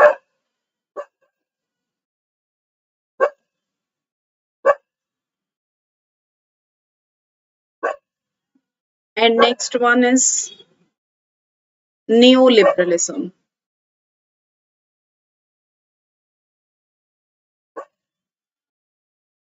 and also positive liberalism.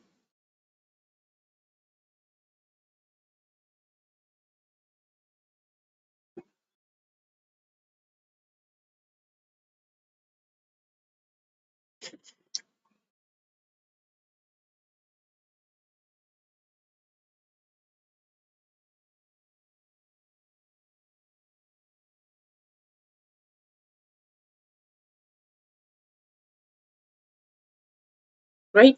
So liberal theory of state is classified as theory of laissez-faire individuals. It was developed by classical liberalism or negative liberalism. Why they are called as negative liberalism?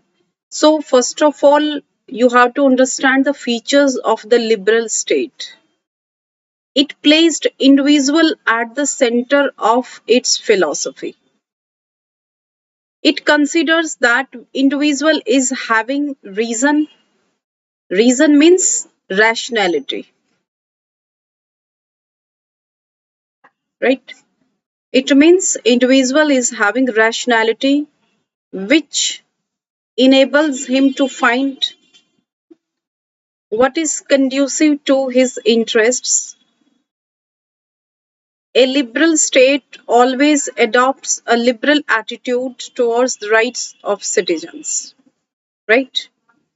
Here, basically, John Locke is father of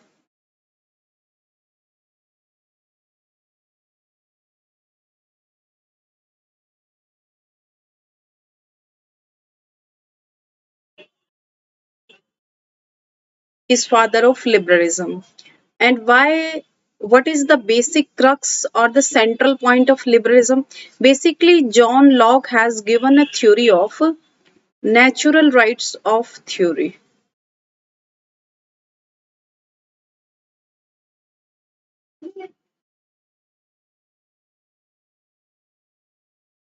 Natural rights of theory, and basically three rights has been mentioned by John Locke, and these are the basic points of this liberalism ideology.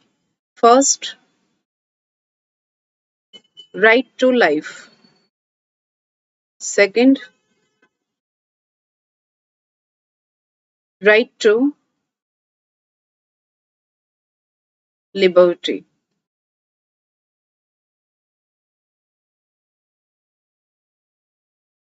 And third is right to property. Okay. So these three rights basically became the basic foundation stones of liberalism. Okay. Because John Locke said that man is born free with certain rights. Free. Okay. Uh, Locke said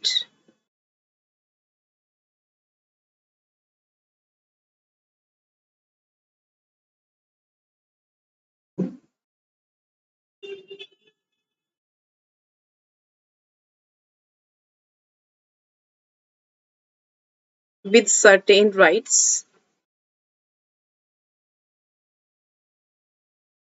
and these rights are very important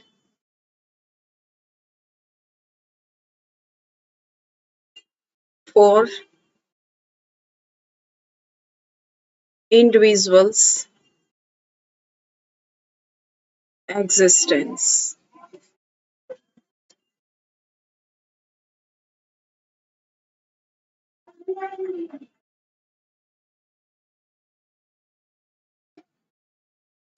Is that clear to you?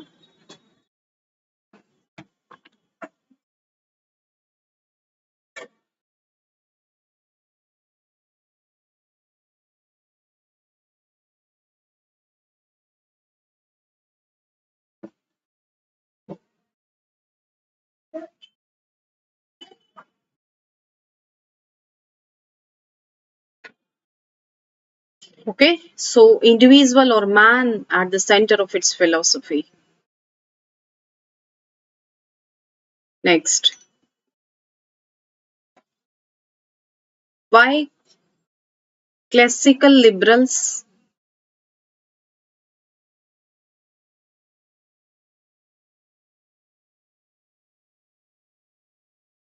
categorized state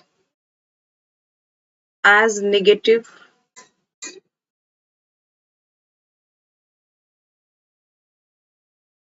right?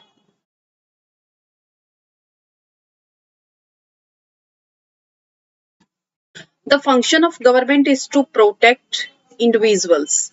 What they said, the function of government is to protect individuals' freedom or liberty.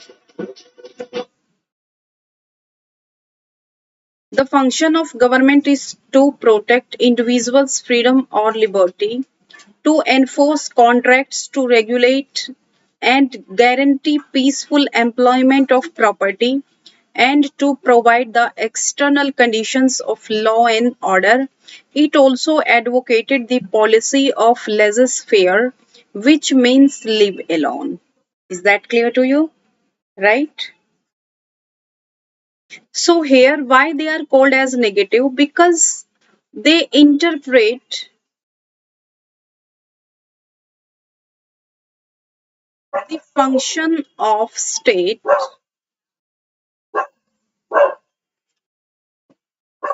as negative, as negative. Is that clear to you? Next one, it signified non-intervention by the state in the economic activities of individuals, right? And laissez-faire individualism refers to an aspect of liberal political theory which regards property rights of individual as necessary condition of liberty. Is that clear to you? Okay. Non-intervention. This is called negative role. It means state is necessary evil.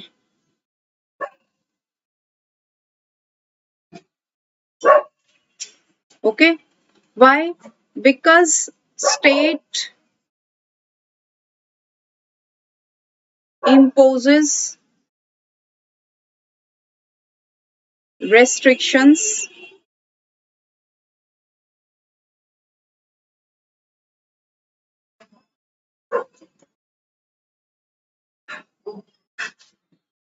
on liberty.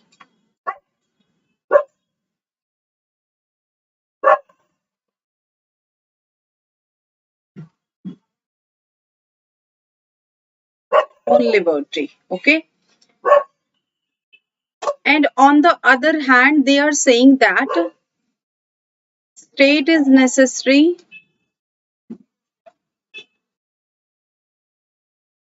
to safeguard liberty. Is that clear to you? Right? Next one, neoliberal or the positive liberalism. So it is called as welfare because there are some modifications made in liberals. Some modifications nahi. New modification. New modifications were done to liberalism.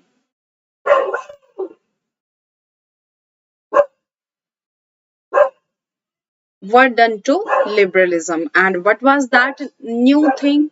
This new thing was the concept of welfare state. You know, the concept of welfare state is promoted or advocated by,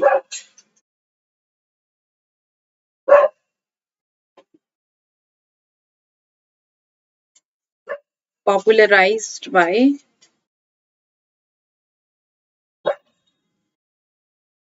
neoliberals. Okay, they said that the only function of state or the government is not to protect or safeguard the rights of the people. The state can do many more things. Okay, and what was that many more things? That was the welfaring policies. A state can do the welfare of the people. How? Positive liberals, that why they are focusing on the positive role of the state. That's why they are classified as positive liberalism. So you have to keep into your minds these things.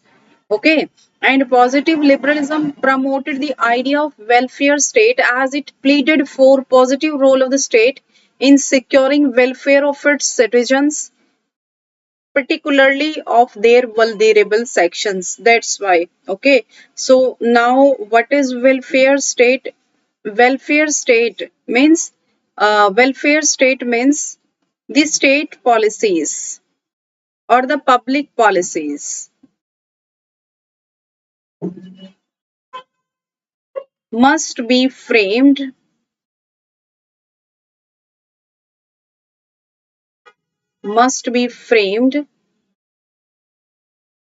in the interests of vulnerable sections.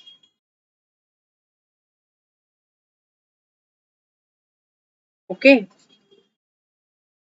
so here I'm telling you what is welfare state. A state that safeguards the liberty of its citizens and also undertakes regulations of free market economy in order to safeguard the interests of welfare sections like peasants, workers, and consumers. Okay, so welfare states basically public policies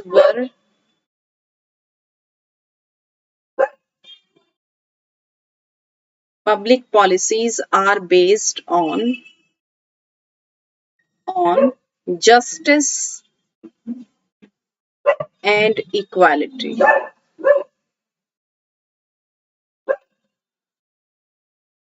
Justice and equality. Is that clear to you? Right?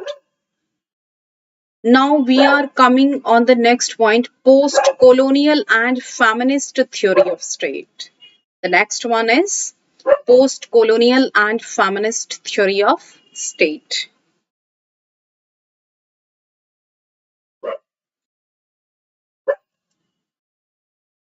So next concept,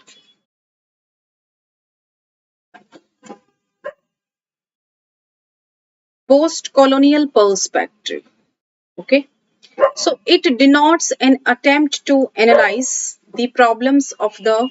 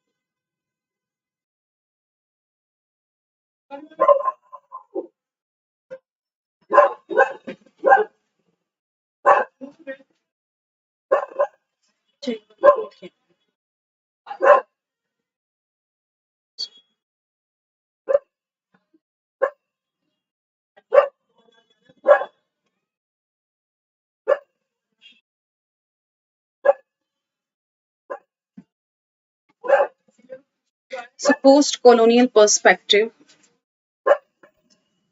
It denotes an attempt to analyze the problems of the newly independent nations. It developed from the period of colonialism. For example, because this perspective emerged with the Treaty of due to the Treaty of Westphalia.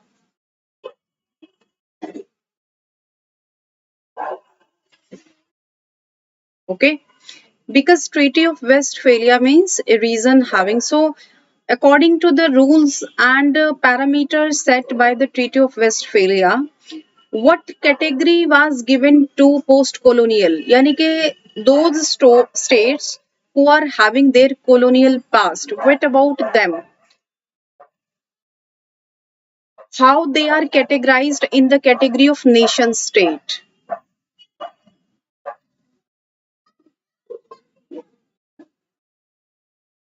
As nation state. Okay. How we should look upon those post-colonial. Okay. So there is also one perspective, post-colonial perspective. It denotes an attempt to analyze basically the problems of the newly independent nations. It developed from period of colonialism. The post-colonial direction was formed as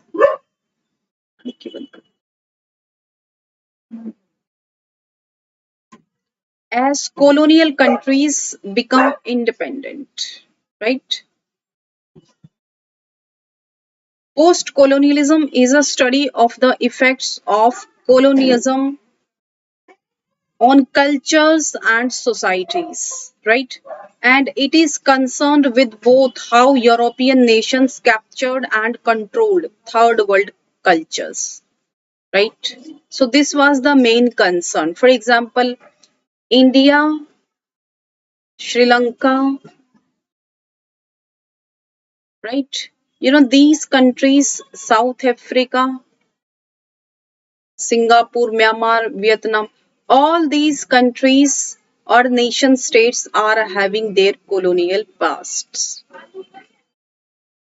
Colonial past means they were under the domination of European powers. Is that clear to you? Right?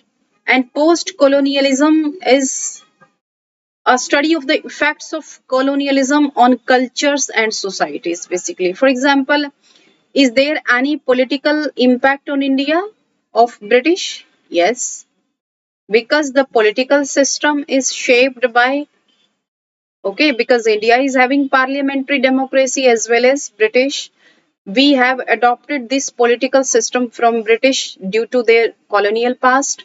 This is and cultural impact is there. Okay, so political impact is there. So all these things can be studied under the category of post-colonial perspective. Is that clear to you? Right? And it is concerned with both how European nations captured and controlled third world cultures. Right? And term applied to new nation states that emerged out of the process of decolonization in the post Second World War period. Another term sometimes used is the developmental state, and the post colonial state has exhibited many features of the colonial state in its political formation. Is that clear to you? Right?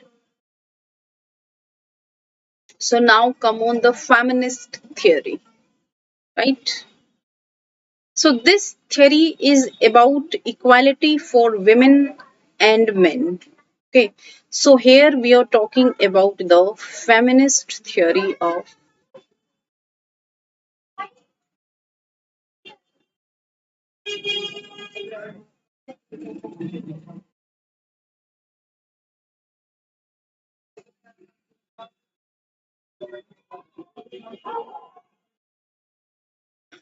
the all feminist struggle for gender impartiality. There are many ways to approach this theory, including liberal feminism, socialist feminism, and radical feminism. Right? Were the categorization. Feminist theory is expansion of feminism into theoretical, fictional, or philosophical discourse. Is that clear to you? Okay. So basically, feminist theory is about gender justice. And what is gender justice? Gender justice means, first of all, we have to understand, means equality, right to equality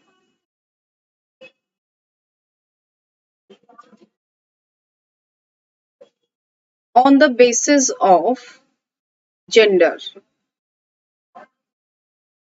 It means you are male or female by society. Okay. For example, according to the social rules, males are superior to female, females are inferior to males, and the society is male dominated. Patriarchy society is there.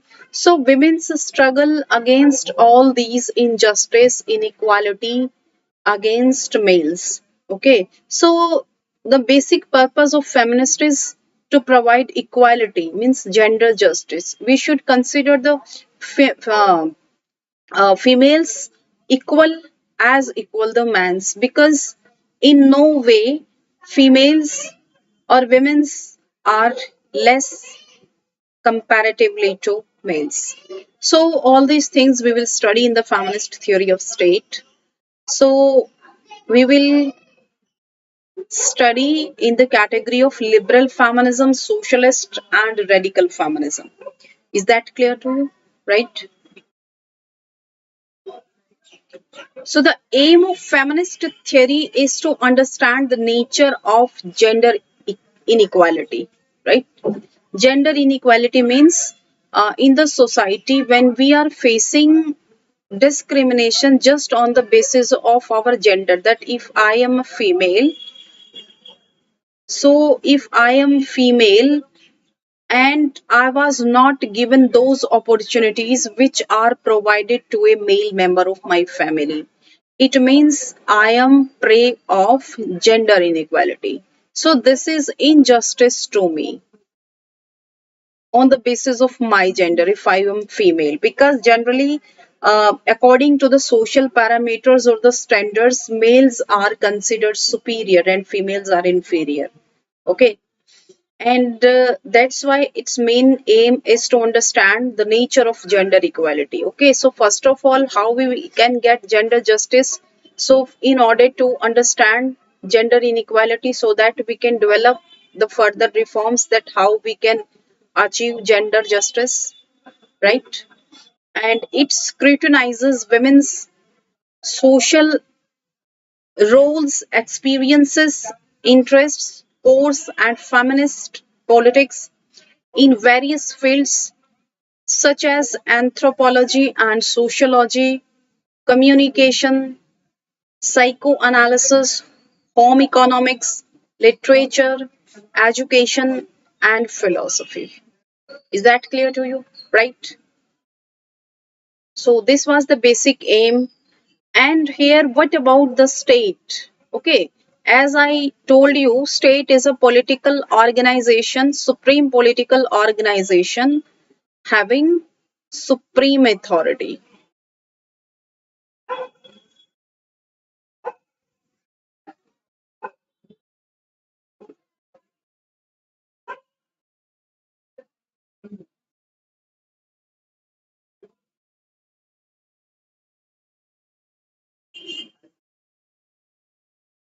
right? Having supreme authority.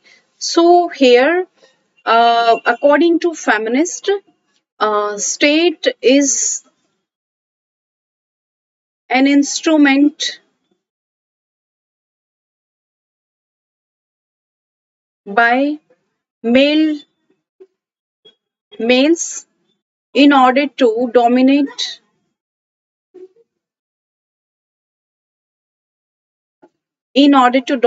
females.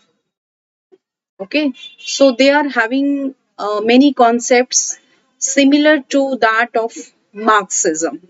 Okay, uh, for example, For example, Marxist says that state is an instrument in the hands of dominant class. On the same way, feminist said that they have a viewpoint that state is an instrument or any institution created by males in order to dominate females, in order to maintain their political powers over females. This was the basically concept given by feminists about the state. Okay, because many political thinkers have given a theory of social contract.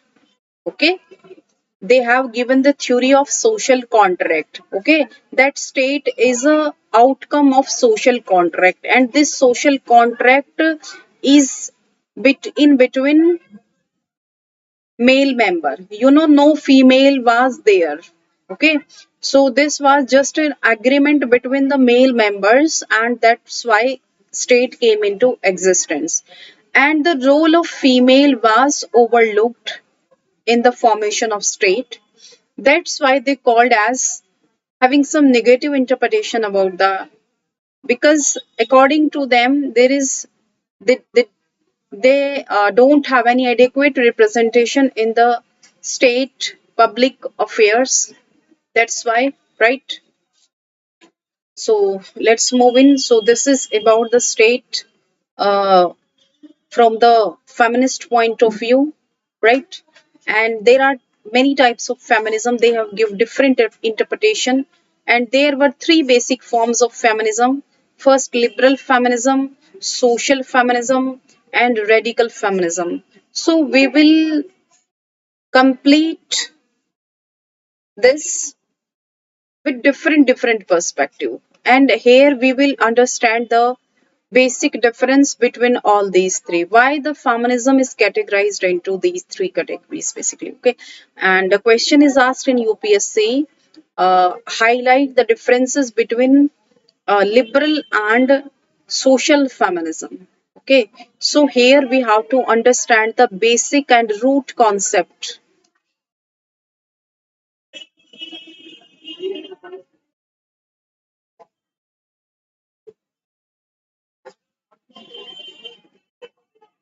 right?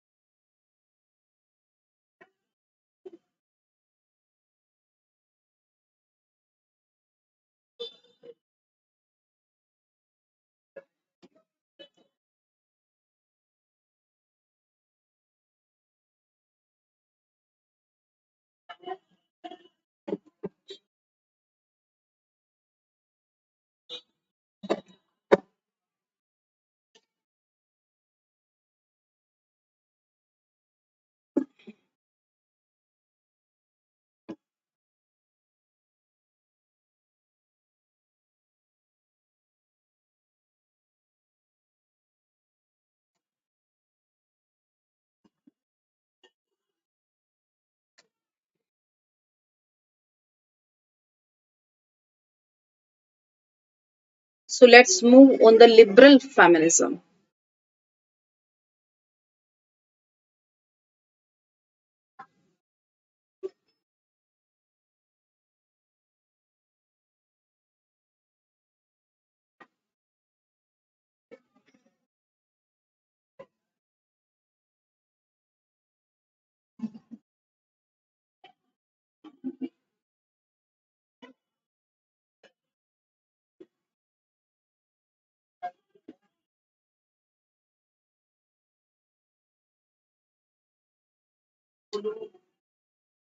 Right? So now we will cover liberal feminism. And this approach visualizes gender inequalities as rooted in the attitudes of our social and cultural institutions.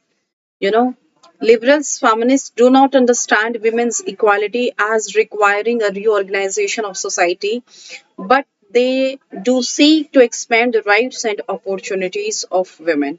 Okay, so liberal feminism basically focused on some basic equal rights. Okay, For example, we should be granted right to vote, right to education, right to participate, right to contest elections in this way, right to livelihood, right to marry, right to choice. So these basic things, okay, from the social institutions, from the social structures or the social systems, okay. For example, you must heard one thing from your elders in your family that in their times girls were not provided with the right to education.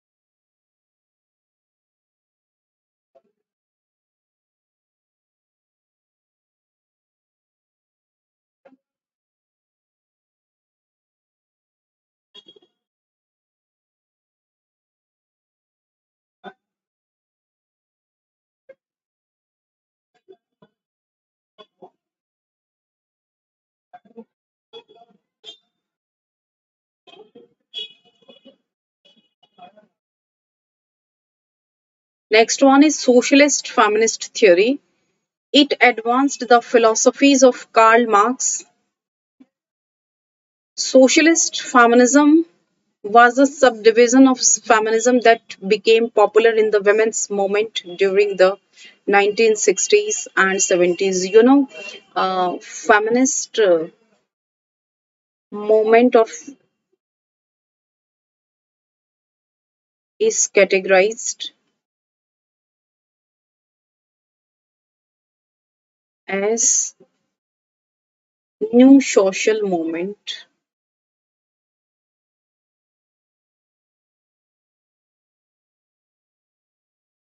in PSIR in section B. Is that clear to you? Right? And socialist feminist recollects many of the same goals as the first feminist movement. So basically, here the basic fight against equal rights.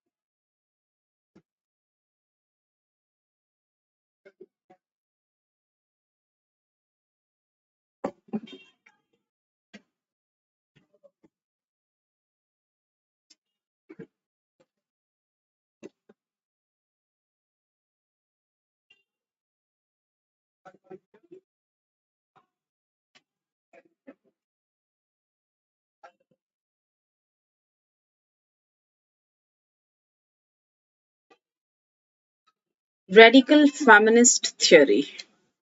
Radical feminism is concerned with equivalence for women. Radical feminism is a perspective within feminism that calls for a radical reorganization of society, that this society must be reorganized.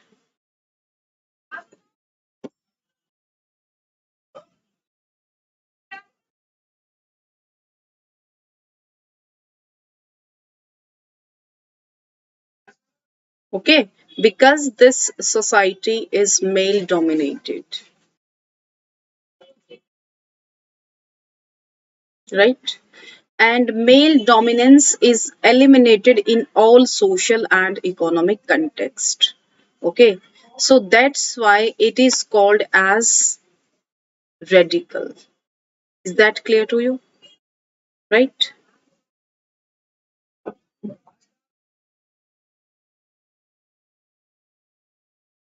So it was focused on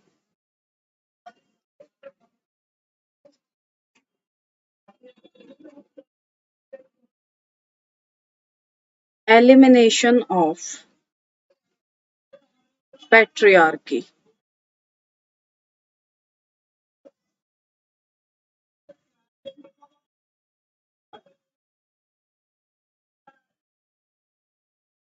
And radical feminists seek to abolish patriarchy by challenging existing social norms and institutions rather than through a purely political process. This includes challenging the concept of traditional gender roles, opposing the sexual objectification of women, and raising public mindfulness about such issues, as rape and violence against women. Okay, so here generally uh, women is established as intellectual hub and active participants in civic affairs.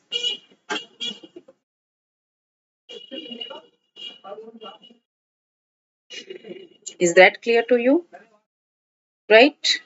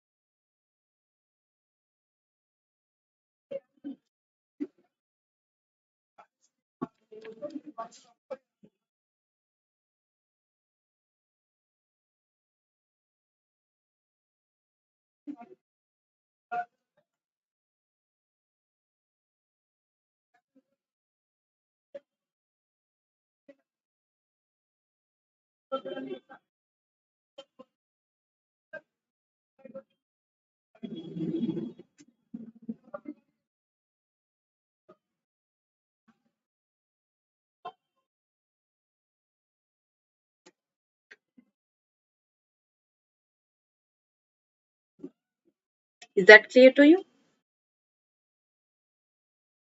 So now come on Marxist theory of the state. Okay. So what is Marxist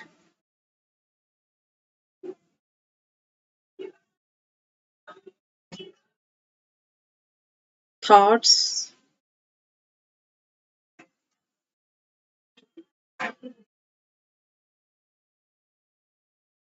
and views given by Karl Marx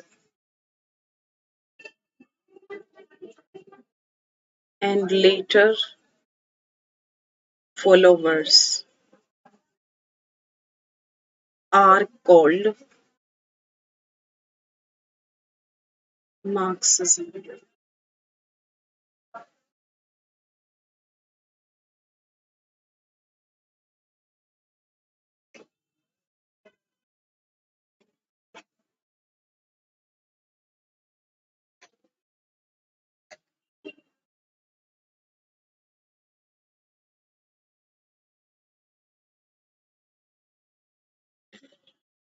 So move on the Marxist theory of the state.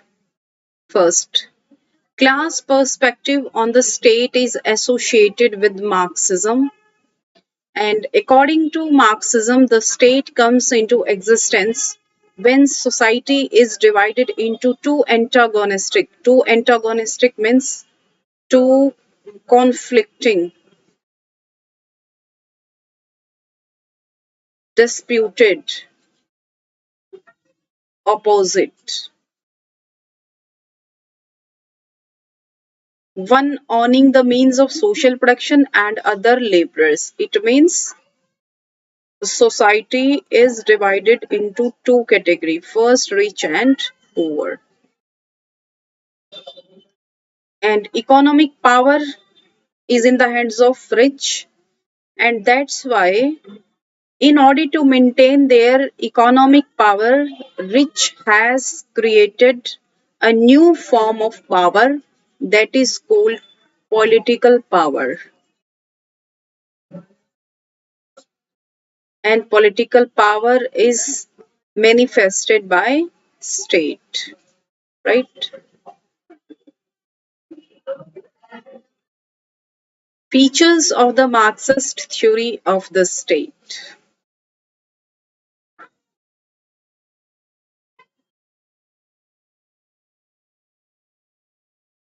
It considers that it is private property that divides society into two conflicting classes, those owning private property or means of social production acquire the power to dominate the other class not only in economic sphere but in all sphere of life. Okay, so basically this was the viewpoint of Marxism or the Marxist theory, right, of state.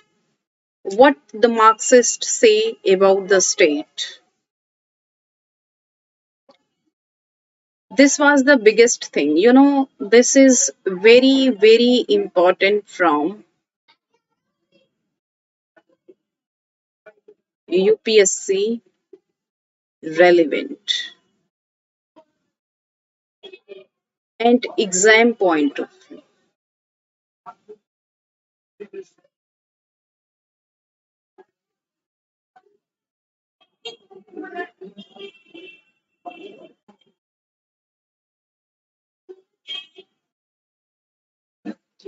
The state as an instrument of dominant class. With the emergence of private property, society is divided into two, dominant and dependent class. The dominant class, in order to maintain stronghold on economic power, invents a new form of power that is called political power, and political power is manifested through state. And what is state? State is supreme political organization.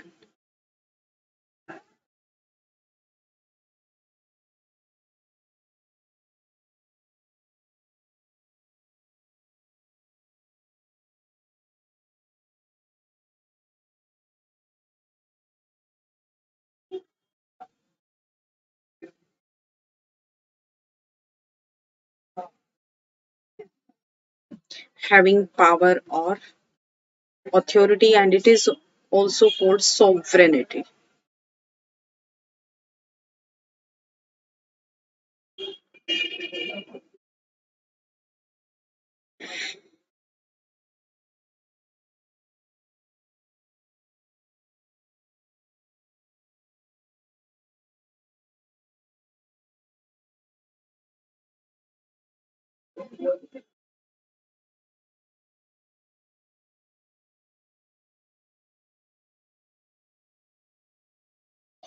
Is that clear to you?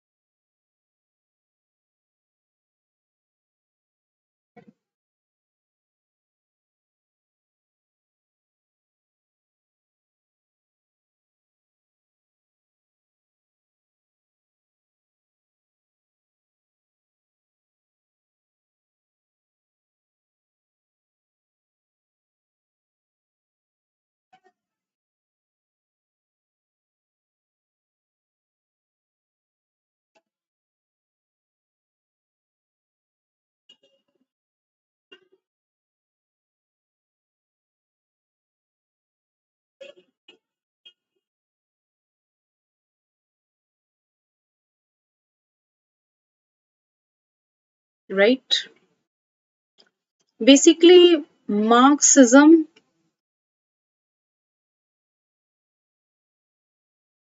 theory of state is immersed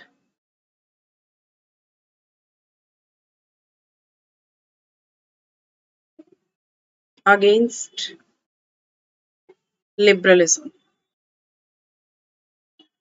Yeah, you can say it as capitalism,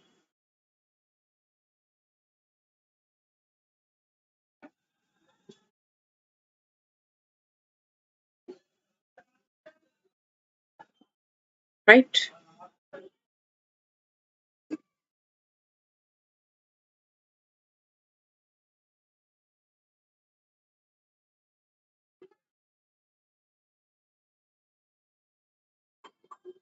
Society and state.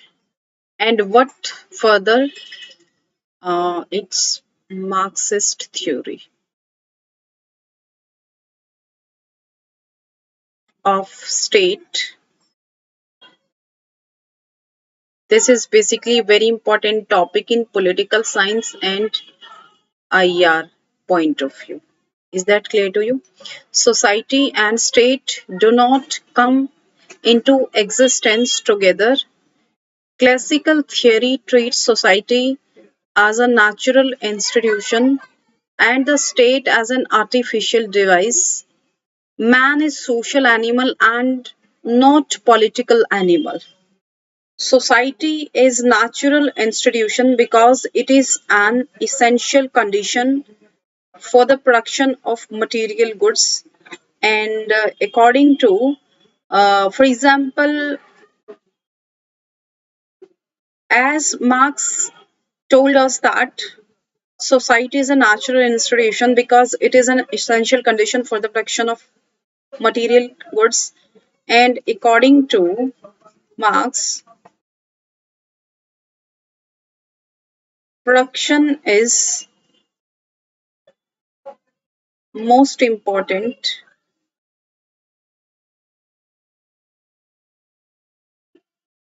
activity among all human activities,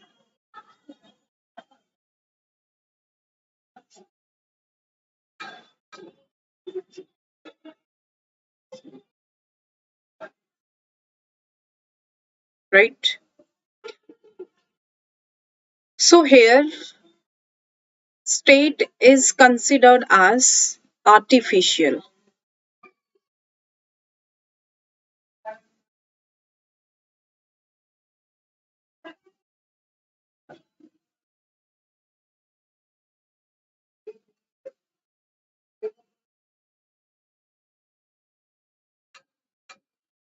as artificial institution.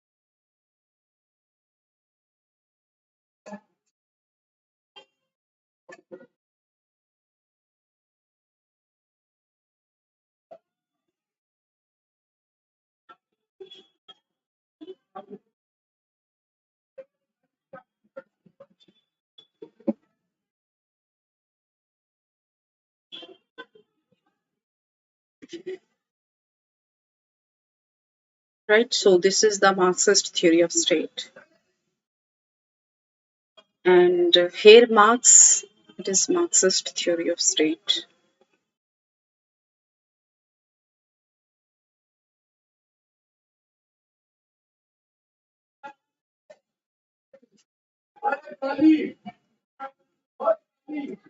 Production is the most important of all human activities, and the forms of production at any given stage of social development determine the pattern of social relations. Is that clear to you? Right?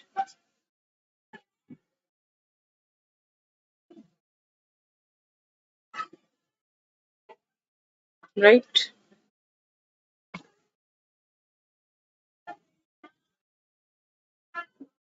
So now we are moving on the theory of justice.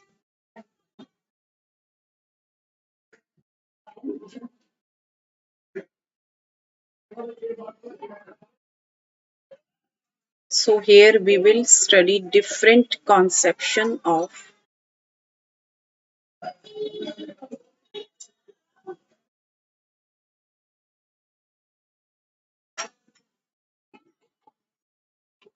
justice.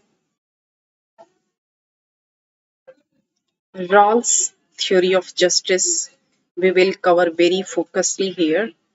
Is that clear to you? Right?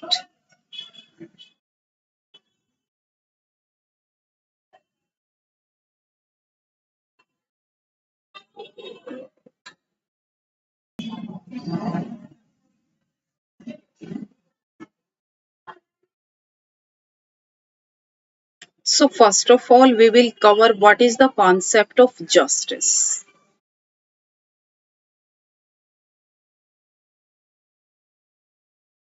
Right? Justice is the core concern of political theory. Theories of justice are dealing with public policy.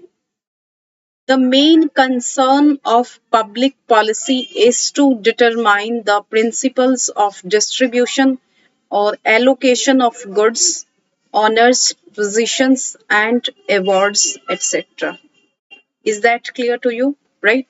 So, what you mean by justice? Justice means fairness. Okay? No discrimination.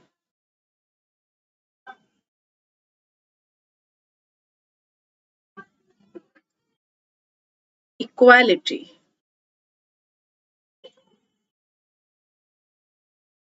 Right? Equally disproportionate distribution. Right? And the main concern of the public policy is to determine the principles of distribution or allocation of goods, honors, positions, and awards. For example, in every society, there are some resources. Is that clear to you? And every society is having some honors,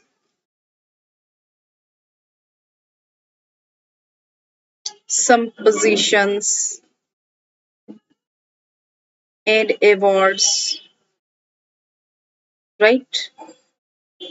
For example, IAS, IPS, these are the positions. Then how they will allocated, how they are distributed. Okay, so the policy on which these honors position awards are determined, that is called justice. That must be based on justice. This is called justice. Okay. For example, if IS is a very important and valuable position in Indian society, it does not mean that everyone should entitled with this position. You know, there are some criteria, some determination. There are some criterias. You have to clear UPSC exam. Only then you can get this valuable position in the society. Okay. So qualify UPSC is the public policy, you know, and we have to complete all the parameters to determine the principle of distribution, that how you will get IS and IPS. You have to fulfill those criterias. Only then you can get these valuable things or positions, honors, and awards in your life. Is that clear to you? Right? So let's move on the next point. And every, so what are the conceptions of justice?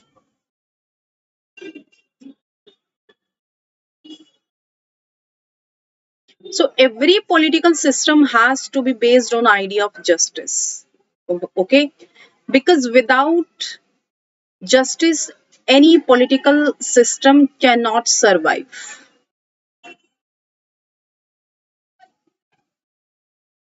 Okay, and we are having examples in our history. For example, authoritative or totalitarian regimes, like regimes of Hitler,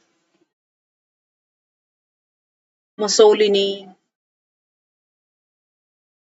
Napoleon's. You know, these regimes or the rule or the political system based on the totalitarianism. They are the Tanashahi system. You know, so they cannot survive because they are without justice. Okay, so every political system has to be based on the idea of justice in order to survive in a long term, right? And political philosophy begin with the explanation of the idea of justice, you know. And in the political theory, concept of justice is a very important theory. It is having a very big role, you know. Plato has dealt with the issue in a comprehensive manner in his dialogue The Republic. Dialogue means book, right? Whose subtitle is concerning with justice, means the republic means concerning with justice. So the complete name of his book is Republic. For example, Gadar ek prem katha. In the same way, the republic concerning with justice,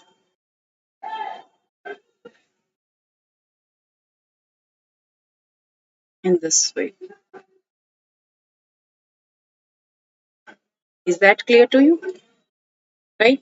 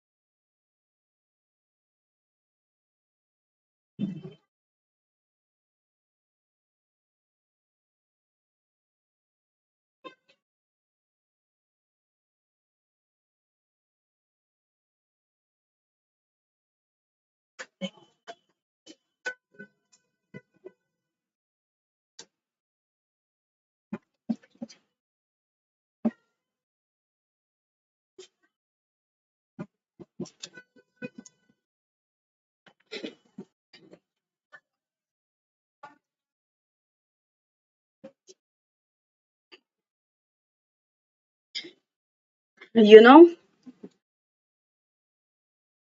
hello everyone. So, political science and IR case marathon में आप सबका फिर से welcome है Unacademy के इस optional channel online platform पर.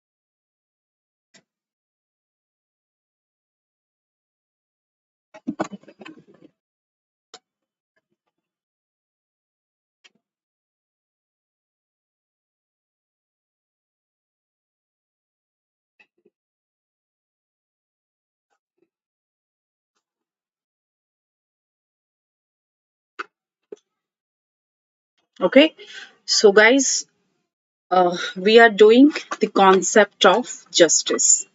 Is that clear to you? Right? And as I told you, every political system has to be based on idea of justice, because without the idea of justice, any political system cannot be survive. Okay, and political philosophy began with the explanation of idea of justice. As I told you that Plato is considered as father of political philosophy, and you know the idea of justice or the concept of justice starts even in the story of Plato. Okay, for example, if Plato is starting point, If Plato is starting point, then obviously, if justice is a very important and relevant political theory, if it is important part of political system or political theory, then definitely it has some roots in the Platonic theory. You know, you must one thing you must have heard, that everything is Platonic and not anti-Platonic, right? Okay, so anything can be non-Platonic but not anti-Platonic. It means Plato is the reference point for every coming uh, political thinkers. You know, every beginning or every starting is given by the Plato. You know, Plato is here a reference point for coming political thinkers. This is the meaning. This is the thing which I wanted to convey. Is that clear to you? Right? So later on, other political scholars gave their views on the concept of justice. Aristotle gave the theory of proportionate justice. Okay, and classical liberals made survival of the fittest as the principle of justice. Utilitarians made greatest happiness of the greatest number as a principle of public policy. You know, all these things, yeah, all these are the conceptions of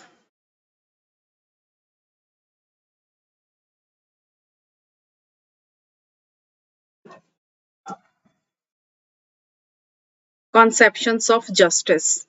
And utilitarians made what the Plato said, what the Aristotle said, what the classical liberal said, what the utilitarian said, or what the socialist. So socialist talked about equality of outcomes. You know, according to them, equality of outcomes is the principle of justice.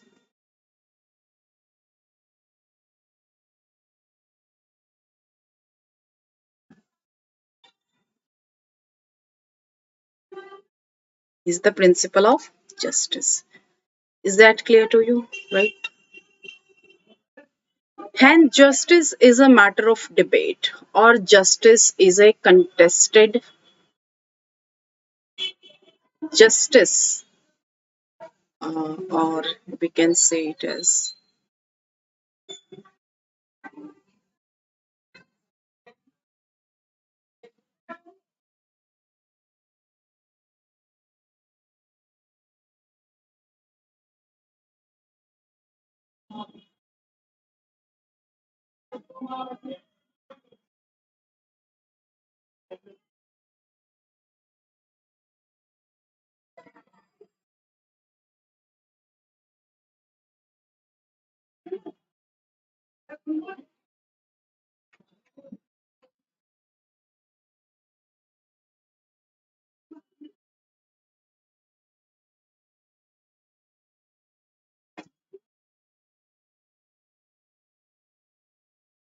and it's a matter of debate. What is the meaning of matter of debate? It means various concepts, various definitions, and analysis are available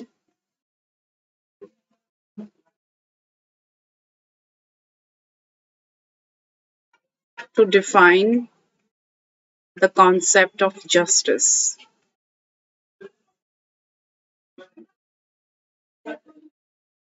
Okay, and the debate was restarted in the contemporary times with the publication of Rawls, a theory of justice. You know, there are so many concept has been given concerning justice, but actually the actually and very important debate about the justice is started from the contemporary times, like Rawls. You know, John Rawls was a liberal thinker.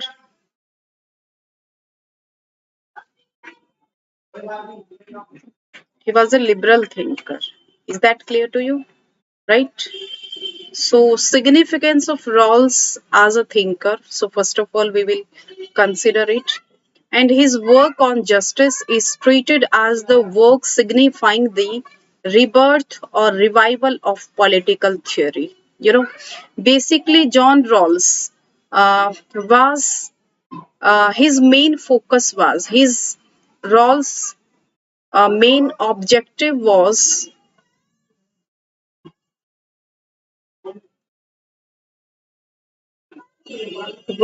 to develop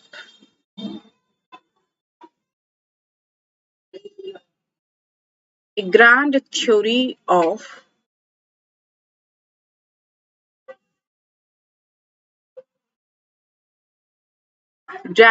of justice. you know and Rawls, like Plato, is a reference point for other later political theorists. Plato is a reference point, just like Plato is a reference point in all spheres of political philosophy. In the same way, John Rawls is also a reference point for other later political theorists in terms of justice, in terms of theory of justice. Is that clear to you?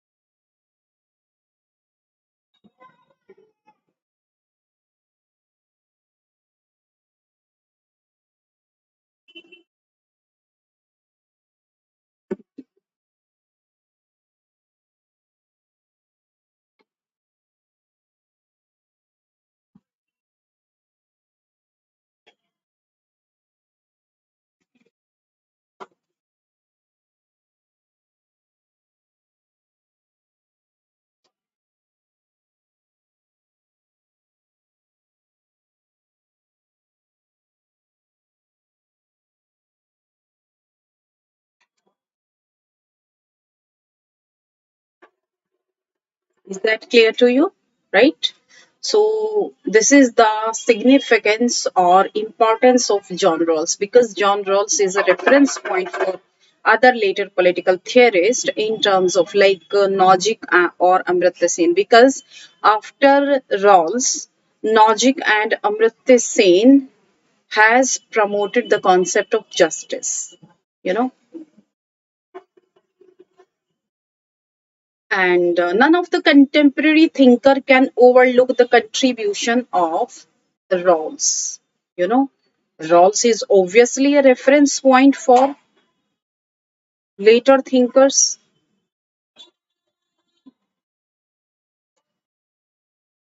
for later political theorists.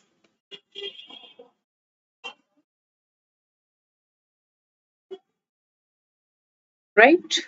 And he or she may agree or disagree with Rawls, but Rawls will be the reference point.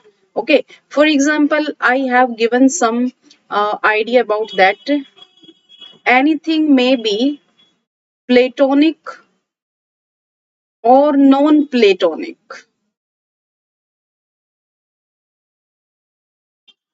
but can't be anti-Platonic.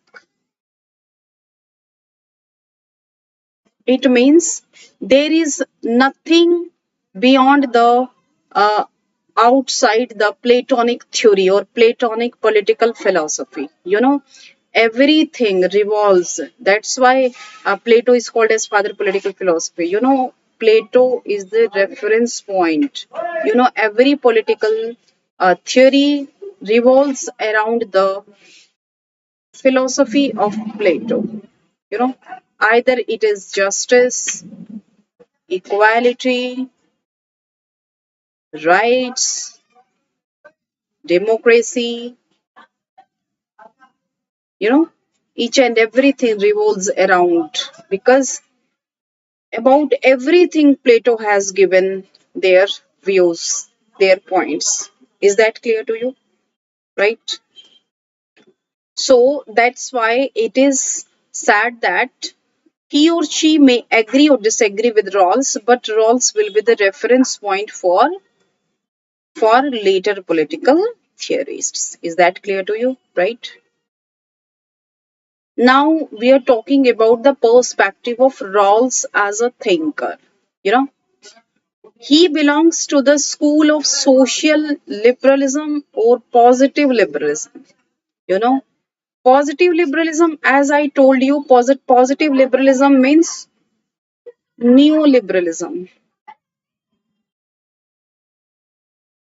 and neoliberalism means welfare state. So obviously, welfare state concerned with the concept of justice. Is that clear to you? Right? And he supports welfare functions of the state. Why? Because positive liberals has advocated the concept of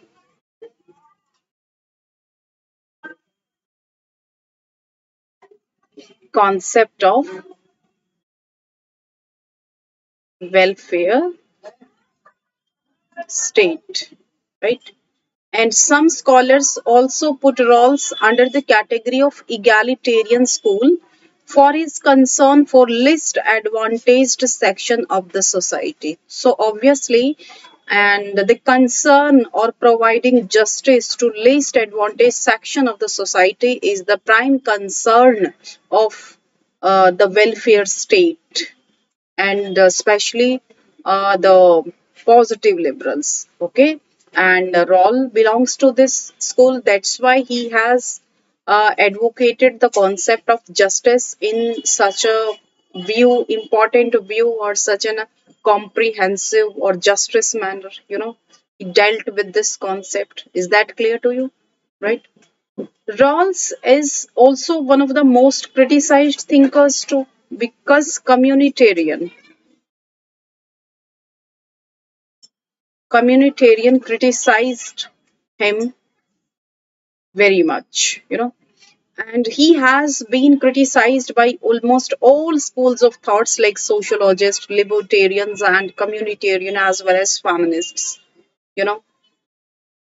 And the next one is, what was the objective of Rawls' theory of justice? Rawls has produced three main works. First, a theory of justice, political liberalism, and the laws of the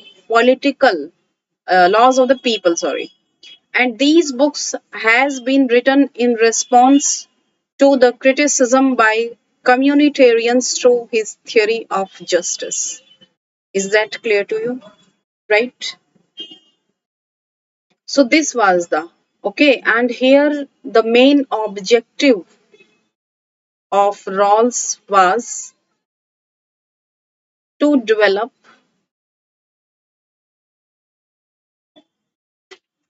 a grand or universal theory of justice?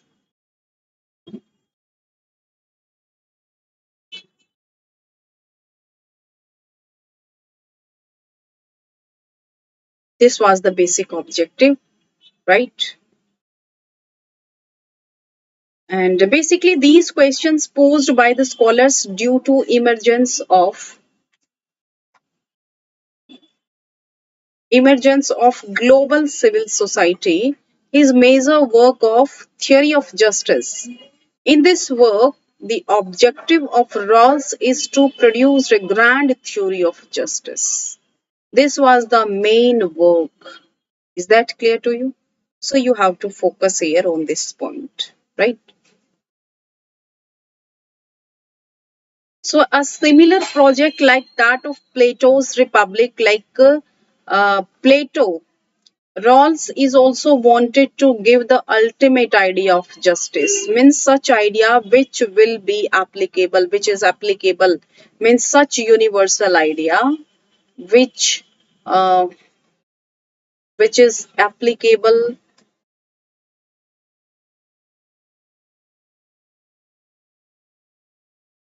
on every society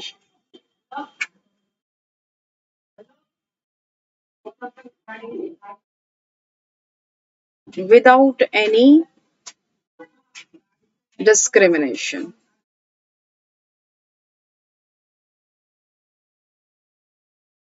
or faults, without any faults.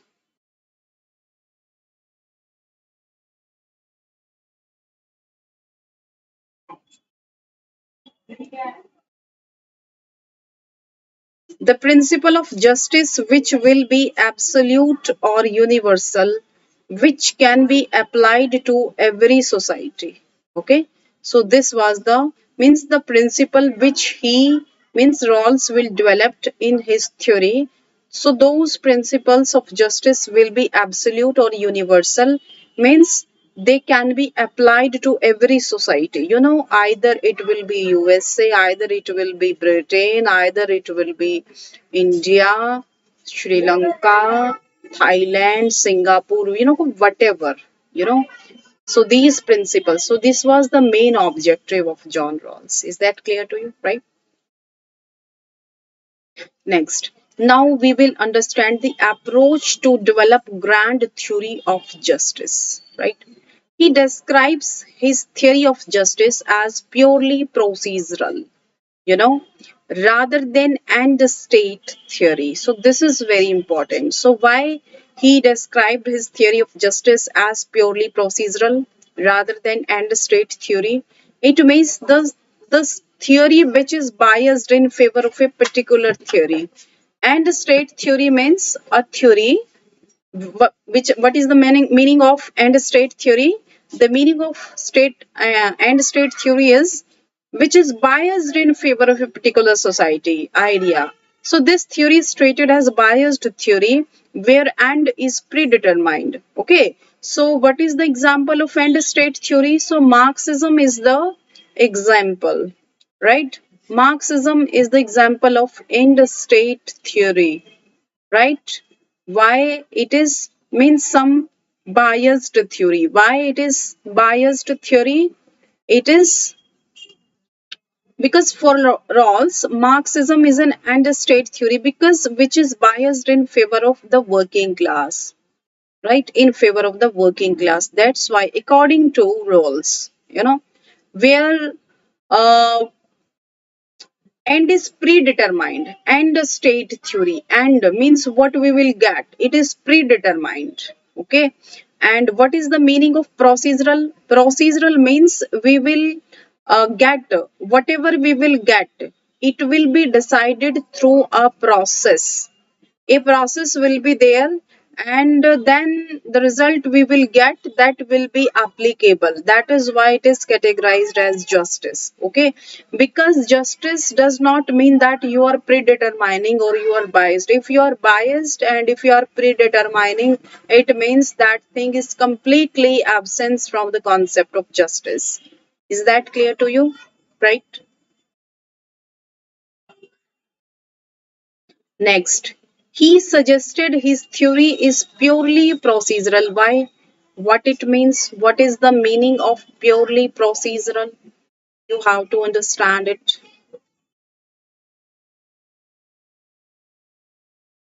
Purely procedural theory.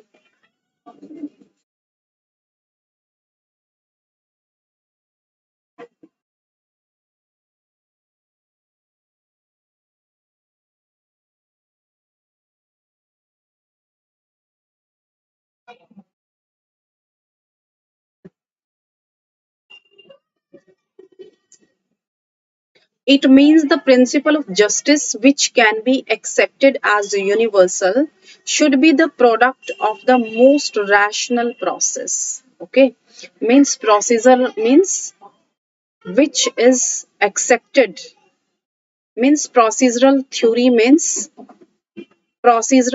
means anything which is product by the most rational,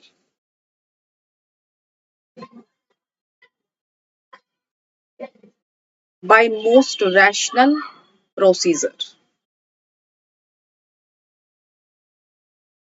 Is that clear to you? And he considers that the procedure of social contract is the most rational procedure too. And what was the most rational procedure?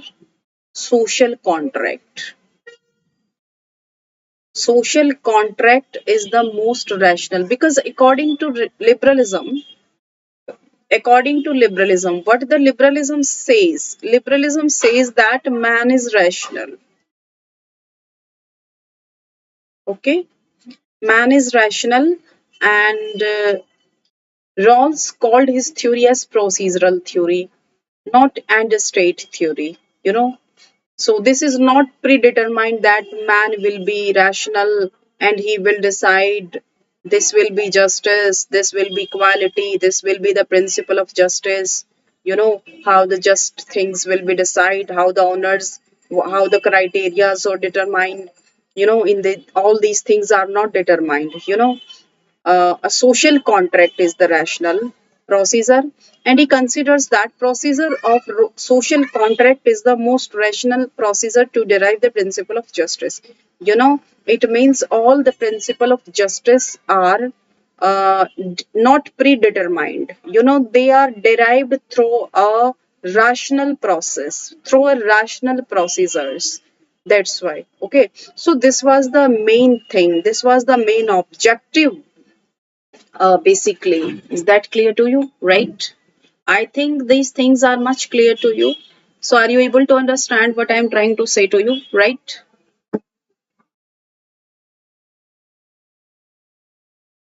Is that clear to you? Okay. And what is social contract?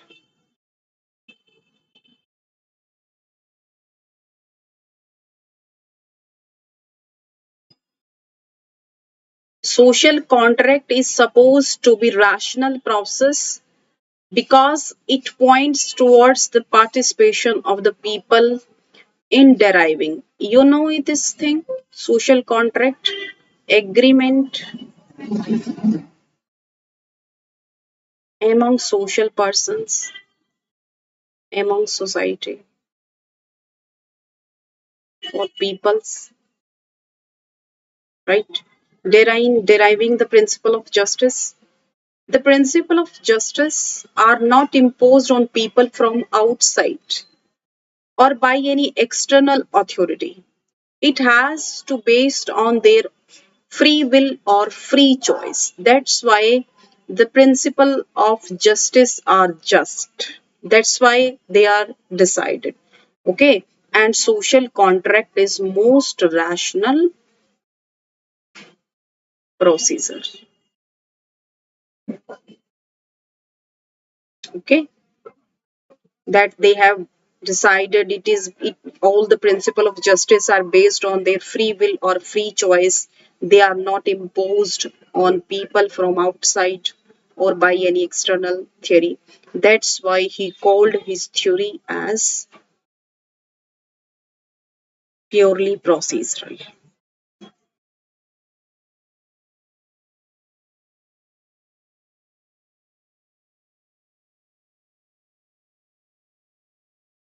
Is that clear?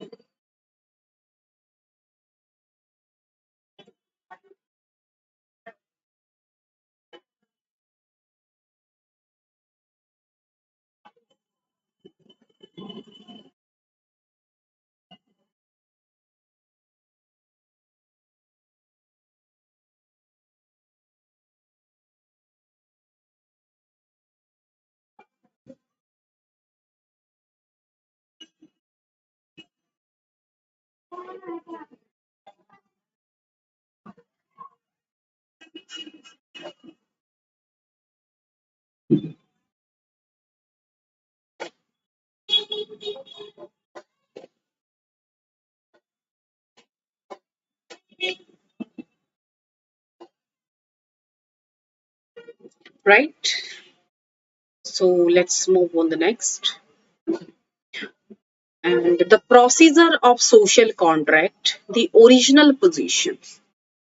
The original position. This is the most important point. Many times this is asked.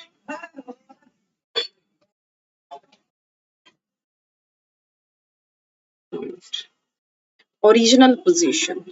It can be taken as a parallel to the state of nature adopted by classical social contract theorists. It is stage before the contract. Is that clear to you? Right? And what are the features of original position? It is an imaginary situation, and every person is a rational negotiator, and every person is behind veil of ignorance, and it symbolizes a situation where man does not know his own strength and weaknesses and also about others. Basically here, in deciding the principle of justice,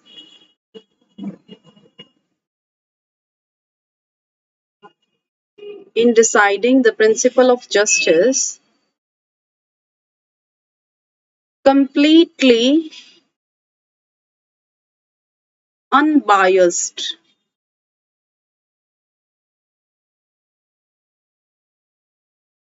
nature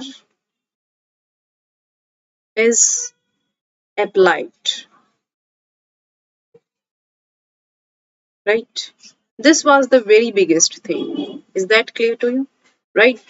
So these are the features of original position. So and this here the concept of uh, justice has finished. Now we will cover uh, the theory of right, and in this way they also don't have the clear view on the nature of future society, means which quality or talent will be rewarded most or will not be rewarded once society is formed. It means behind the veil of ignorance. Veil of ignorance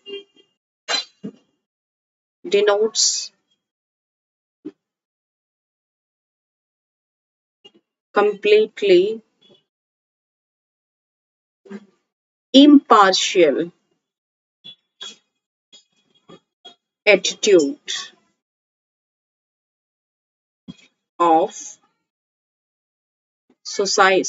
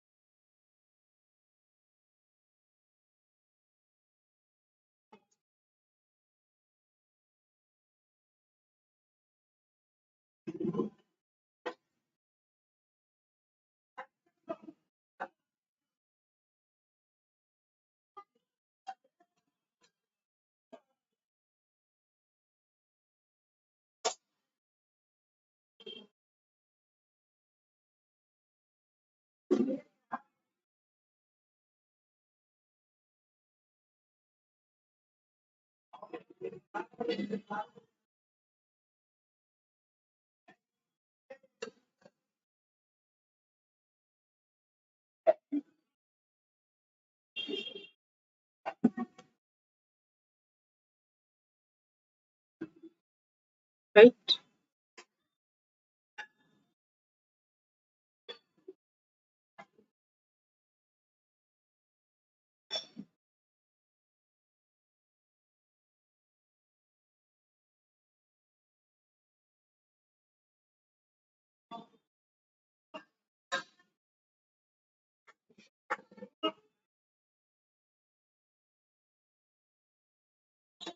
You know, now we are including rights, theory of rights.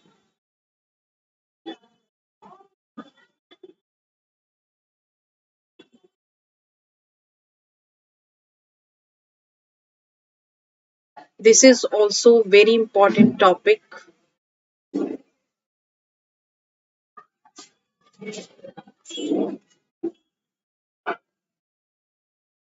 right? So here we will discuss the concept of rights, different kinds of rights and theories. Is that clear to you?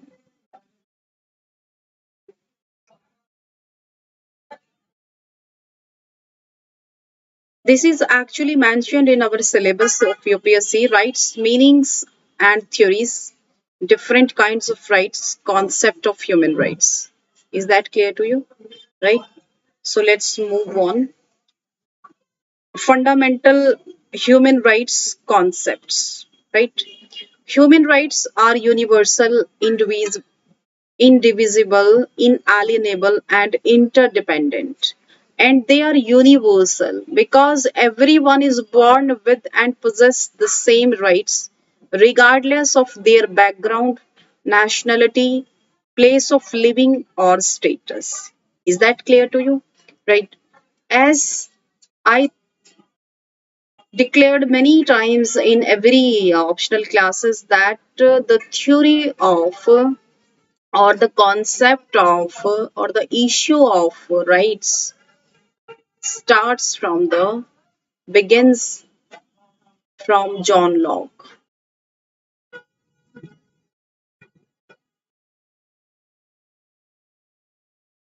From John Locke, he has given natural theory of rights.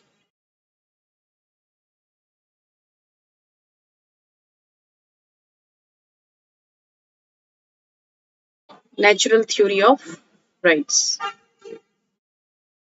right? And so there are some characteristics of rights are declared here. They are universal, they are indivisible, they are inalienable and interdependent. So what is the meaning of this? So here I am explaining. Indivisible because all rights are equally important and cannot be separated from each other. Inalienable because all human rights are non-derogable and cannot be removed by any political order. And interdependent because rights, political, civil, social, cultural, and economic, are connected and none can be fully enjoyed without the others. These are the main features of rights.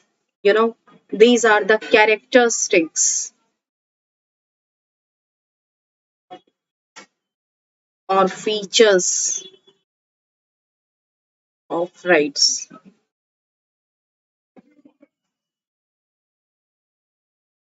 Is that clear to you?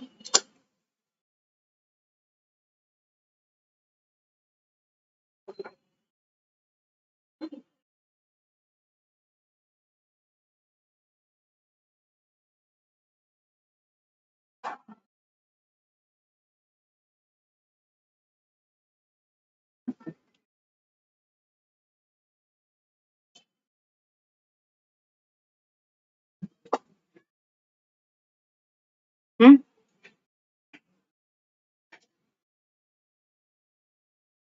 Then classification of human rights and generations of rights.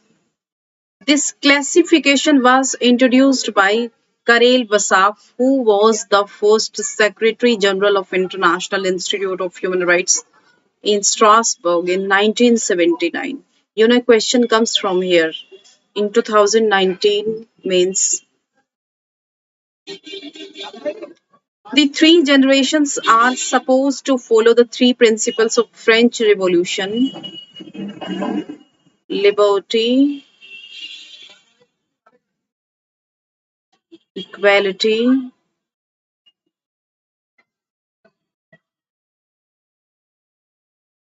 and fraternity. Right?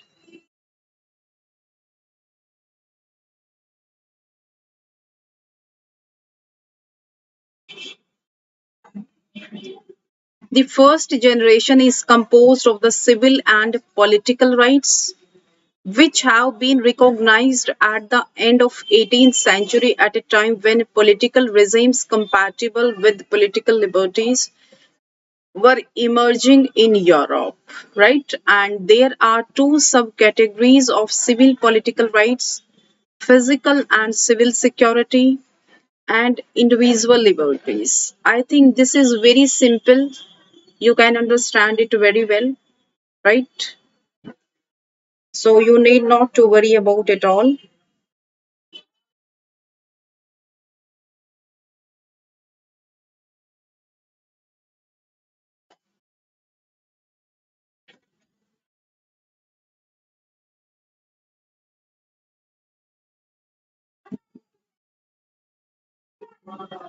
right?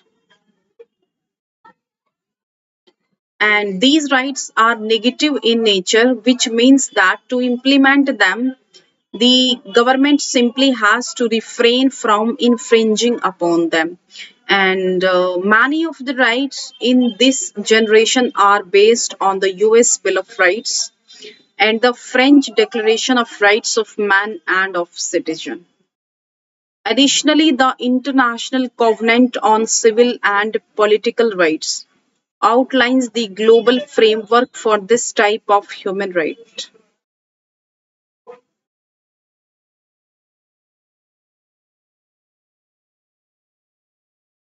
Second generation combines economic, social, and cultural rights and has been enshrined in the International Covenant for Economic, Social, and Cultural Rights. While they were not explicitly recognized in the national declarations in the 18th century, these rights are sometimes necessary for the implementation of the former. You know, the second generation rights are those rights which are necessary for the implementation of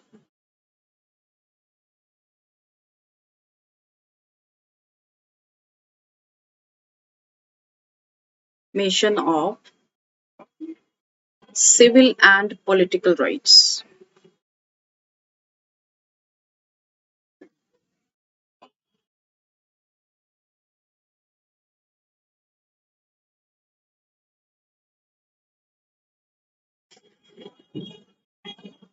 And such rights have been included in the Constitution of Mexico in 1917 as an example, right? Next. And economic, social, and cultural rights represent a decline in the liberal ideology and are inspired by socialist ideas. It represents a new role for a more interventionist state. Unlike first generation rights, these rights are positive and requires institutional support from the state. The state must intervene through legislation to create an institutional system that allows exercise, for instance, of the right to education. Is that clear to you? And now come on the third generation. The third generation corresponds to solidarity rights, which are group or collective rights such as right to peace, development, right to peace, right to development, for example. Okay. And implementation does not only depend on the relation between the state and the individual, but also the totality of the actors in the society. Is that clear to you?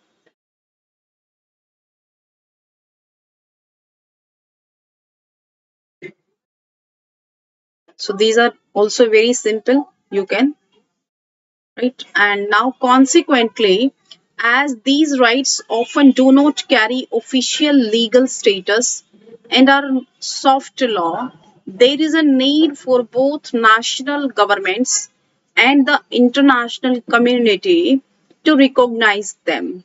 Is that clear to you? And there are two subtypes of solidarity rights: self determination and special rights of ethnic and religious minorities.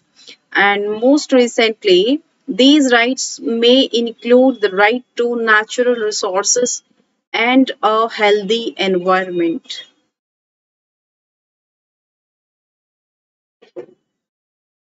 Now come on the fourth generation. UPSC asked question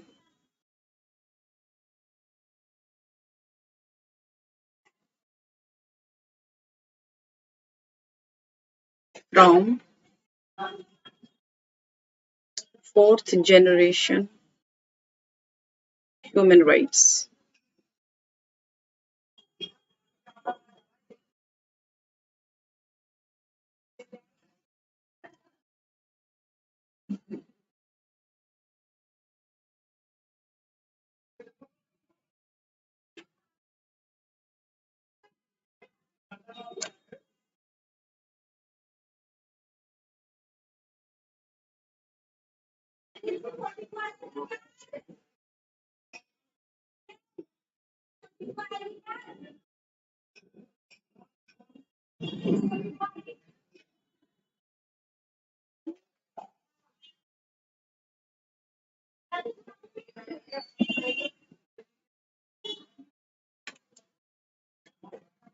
So what is fourth generation? Is now appearing, which regroups the rights of future generations and the rights related to genetic engineering. Indeed, the progress of science and communication technologies has consequences on human rights, and some international documents already acknowledged that phenomena, right? For example, cloning,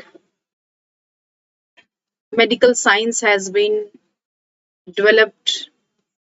So some ethics must be observed in the medical science in order to treat human beings, and medical measures and other genetical engineering must be kept into mind uh, about human rights.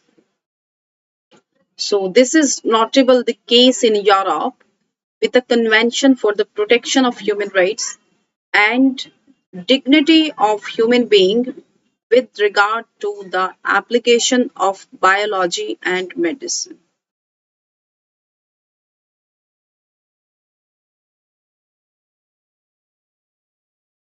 Biology and medicine. So this is very important.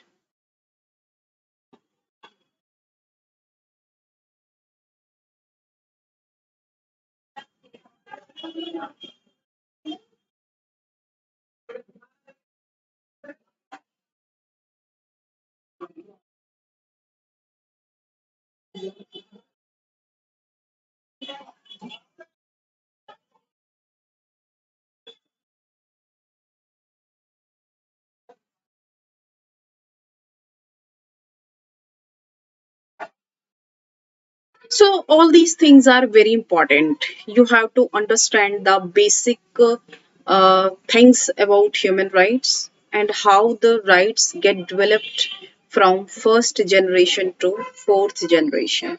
Is that clear to you? Right? I think this is easy and not any complex things in order to understand it. Right? So in addition, the 2030 Agenda for Sustainable Development reminds us the spread of information and communications technology and global interconnectedness has great potential to accelerate human progress, right? And studying the human genome, genetic manipulation, in vitro fertilization, experiences with human embryos, euthanasia, and eugenics are activities that can generate complicated legal issues, ethical, moral, and even religious reason for which public opinion has led states to deal with the regulation of these issues.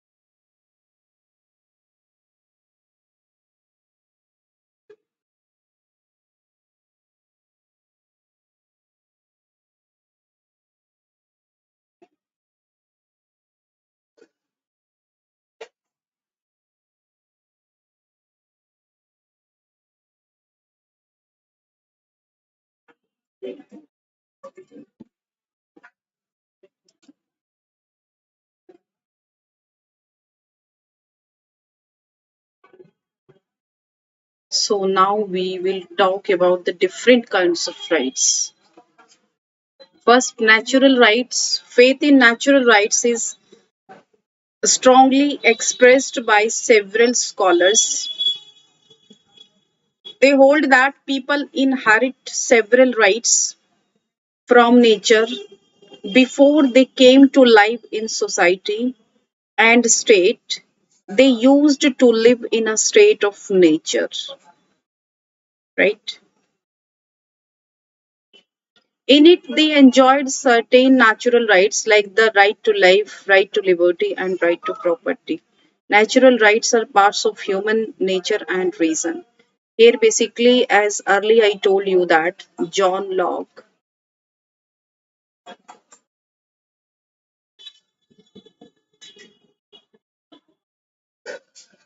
father of liberalism,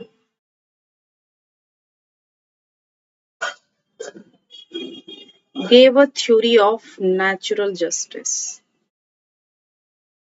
natural theory of rights.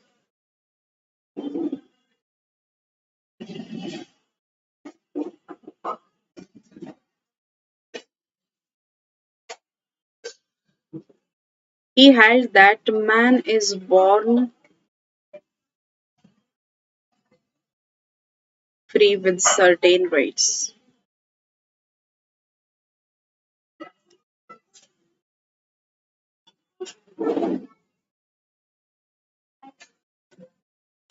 Men's rights are natural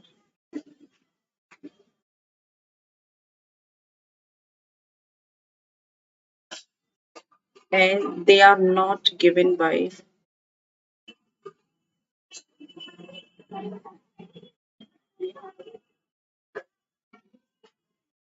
God or state. Three natural rights.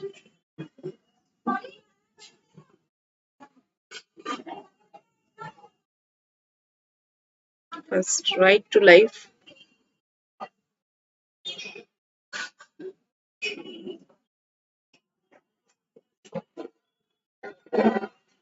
right to liberty,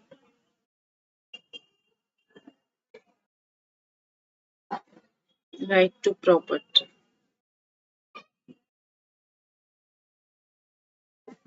These are the rights basically.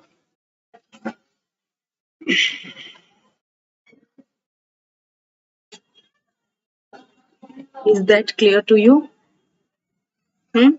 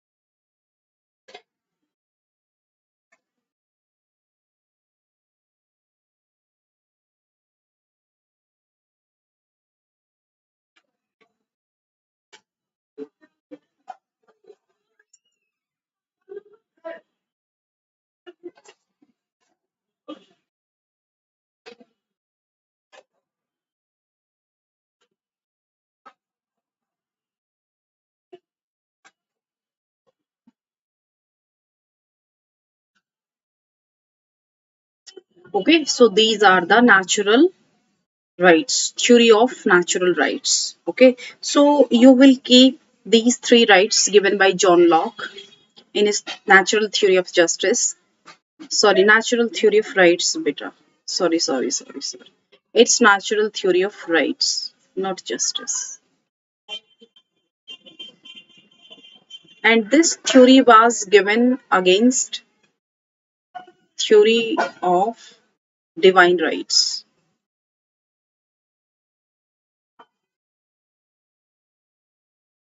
Divine rights.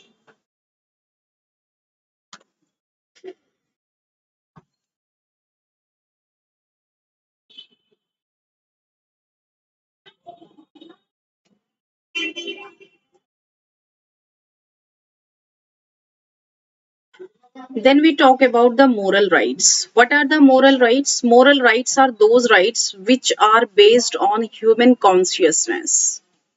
They are backed by moral force of human mind, and these are based on human sense of goodness and justice.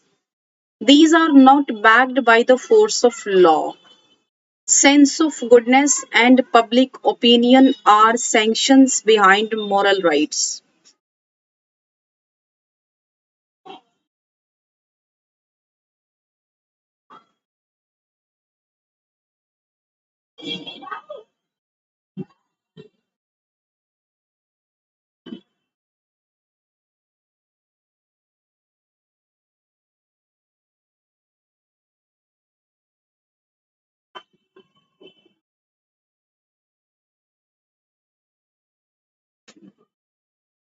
Right? So this is very easy and you can very well understand, right? Next, what is the meaning of rights? So rights are those important conditions of social life without which no person can generally realize his best self. Or without rights, rights are very important as rights are very important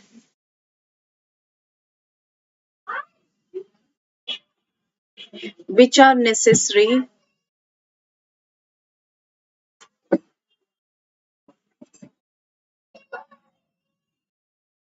which are necessary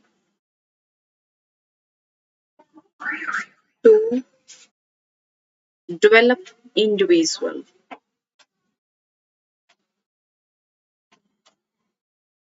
at their best level,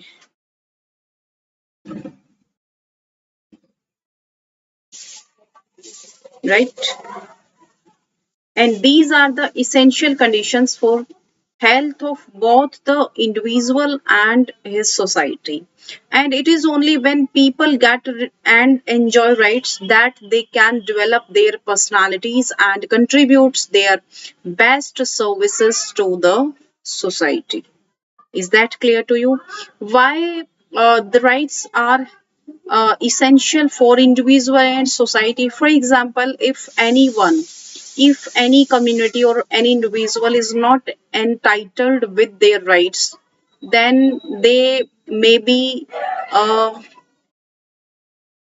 come in negative directions and negative, for example, crimes,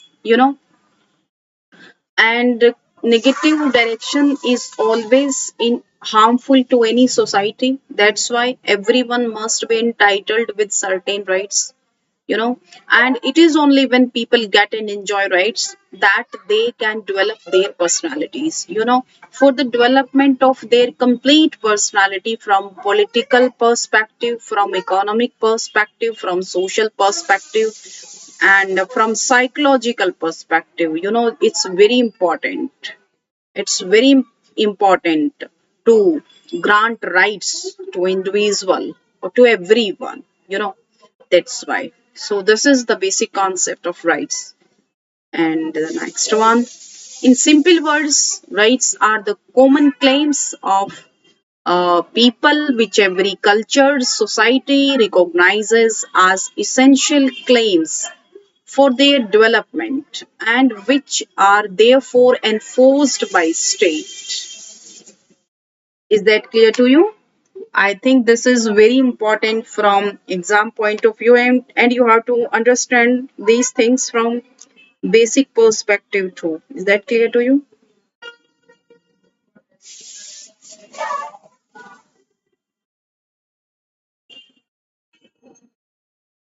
So right, it's very easy, For example, in Indian constitution,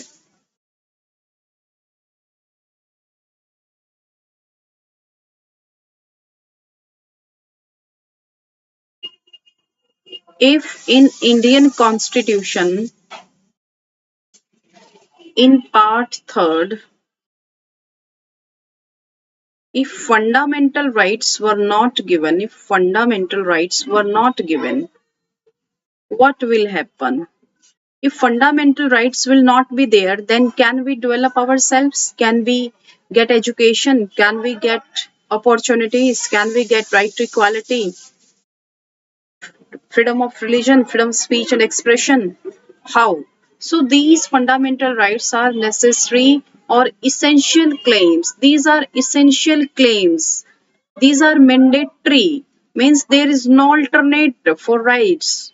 They are necessarily and enforced by the state. And there must be some machinery which will protect the fundamental rights. So that's why judiciary is there.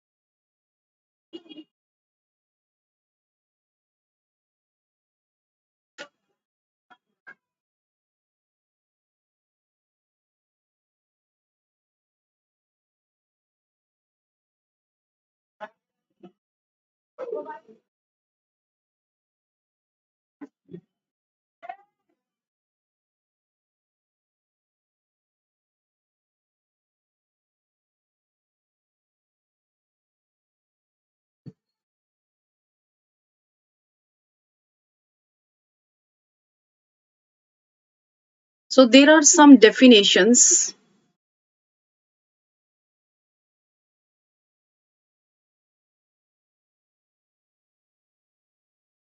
right? According to Lasky, rights are those conditions of social life uh, without which no man can seek in general to be himself at his best. Obviously, and what the T.H. Green explained, he explained that rights are powers necessary for the fulfillment of man's vocation as a moral being.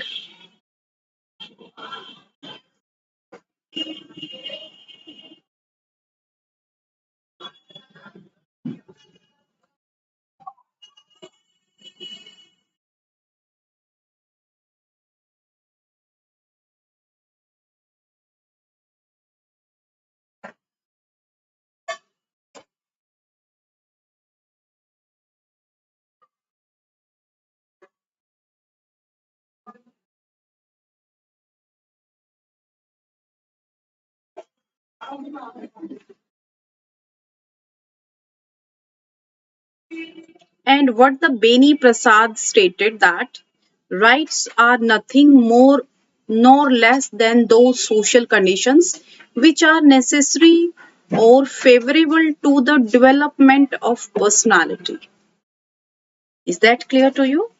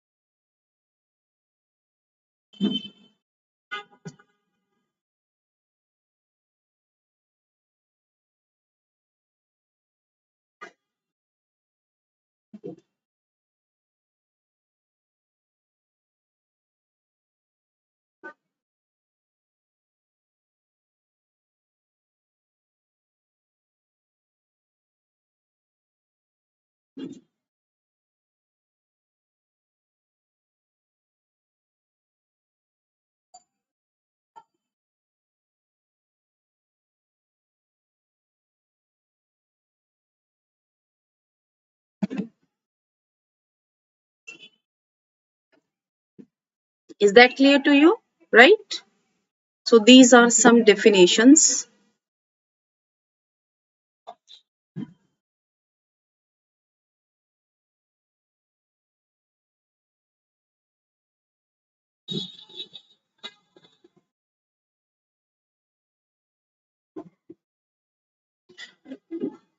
So here I'm telling you or explaining to you the main features of rights.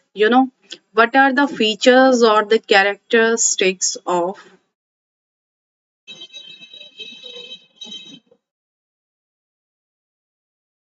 rights, right?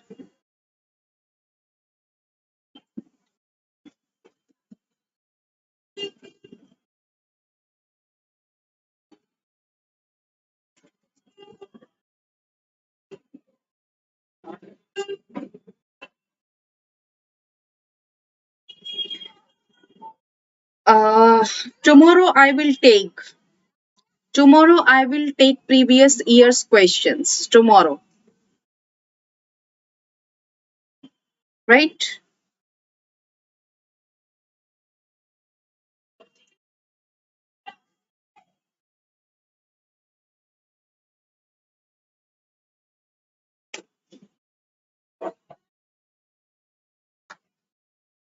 These are the products of social living. Rights are claims of the individuals for their development in society. Rights are recognized by the society as common claims of all the people, and rights are rational and moral claims that the people make on their society. Is that clear to you? Nothing is complex here or things which you cannot understand. These things are very easily understandable, I think. Okay.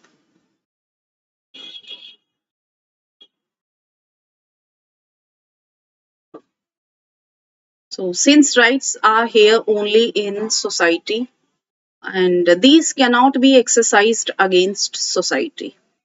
Next, rights are to be exercised by the people for their development, which really means their development in society by promotion of social good.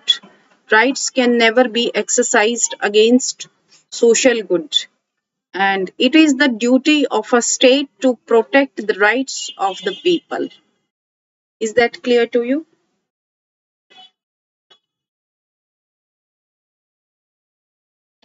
Rights are equally available to all the people, and the contents of the rights keep on changing with the passage of time. For example, if I have explained to you that human rights, they developed, or they keep on changing from first generation to second generation to fourth generation.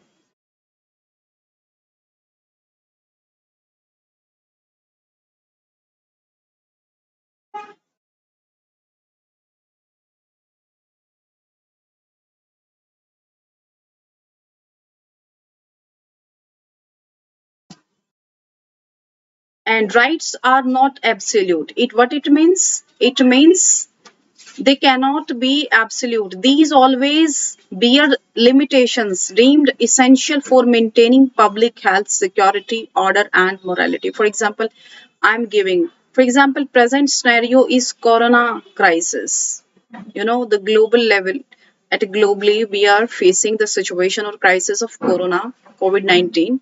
You know, if lockdown is there or curfew is there, and in this situation, we are not allowed to go outside. Okay. If we say that lockdown is against our freedom of speech and expression, it is against our right to freedom, then what it means? It means if you will not follow this lockdown, it is a restrictions or limitations on your fundamental rights in order to maintain public health, security, order, and morality. Okay. So some decisions, so rights are always binding with certain law and order situations. Is that clear to you? Right. Next, rights are inseparably related with the duties. Okay, so if rights is there, then duties will be there. Okay, there is a close relationship between them. No duties, no rights, and no rights, no duties. If I have rights, it is my duty to respect the rights of others in society. So this is very much understandable to you.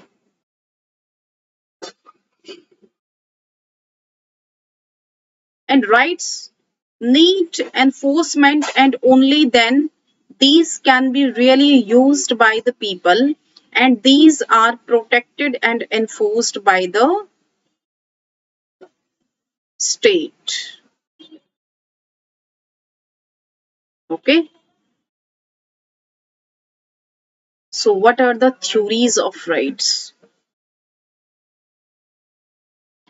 So theory of natural rights, I have told you. Legal theory of rights, historical theory, theory of human rights, multicultural theory.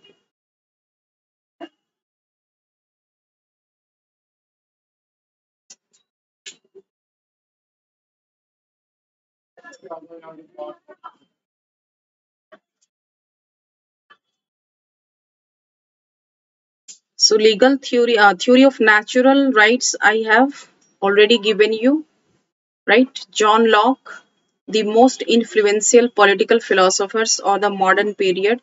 He was basically British, and he was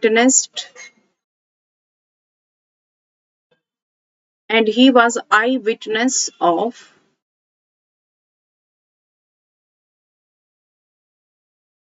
glorious revolution in Britain.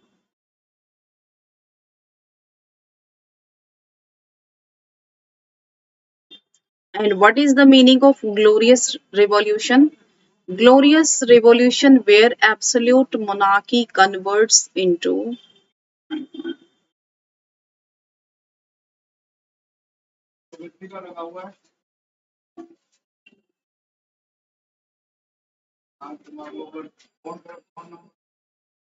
Constitutional monarchy.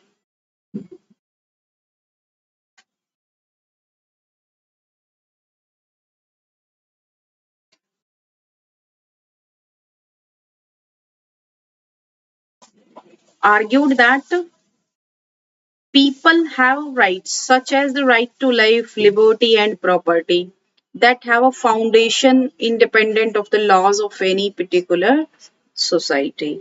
Is that clear to you?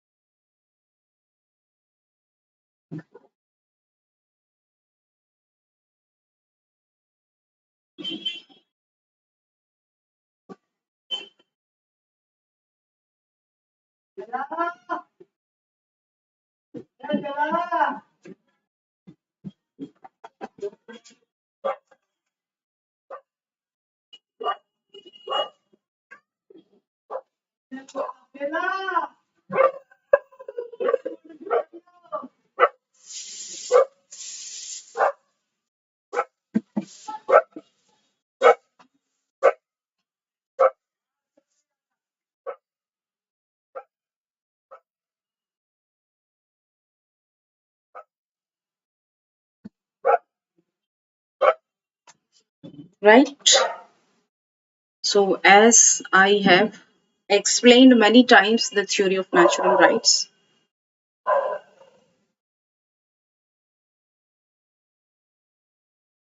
and Locke claimed that men are naturally free and equal. Man is born free with certain natural rights.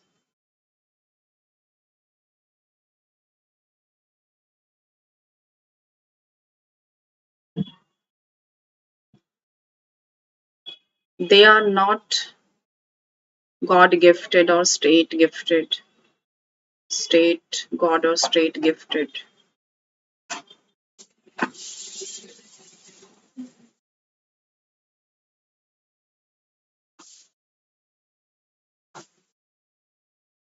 And man is rational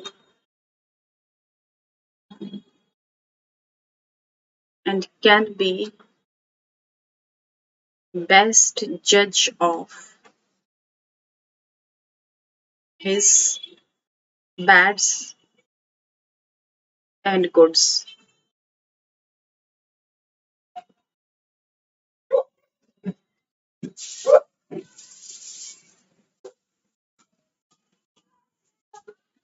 So Locke claimed that men are naturally free and equal as part of the justification for understanding legitimate political government as the result of a social contract. Here, people in the state of nature conditionally transfer some of their rights to government in order to better ensure the stable, comfortable enjoyment of their lives.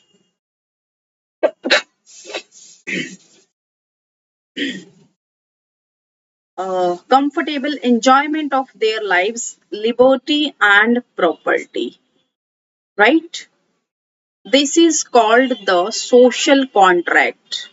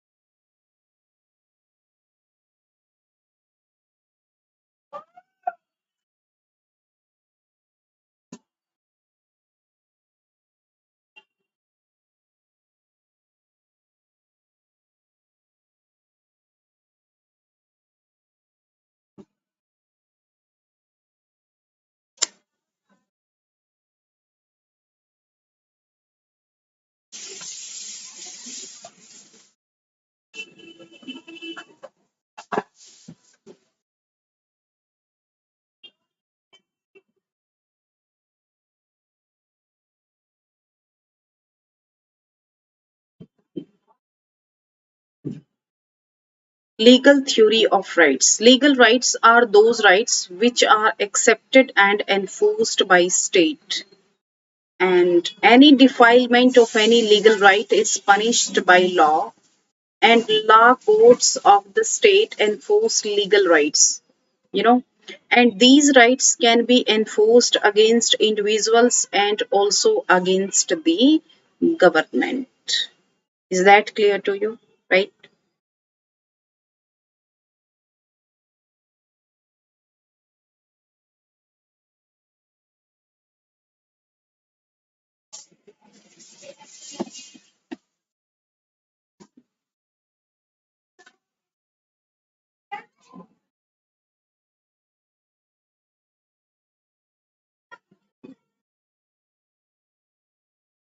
And in this way, legal rights are different from moral rights, and legal rights are equally available to the citizens, and all citizens follow legal rights without any discrimination. They can go to the courts for getting their legal rights enforced. You know, this is also very important,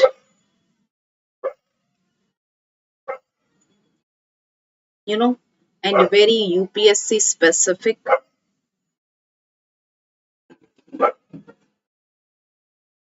Is that clear to you?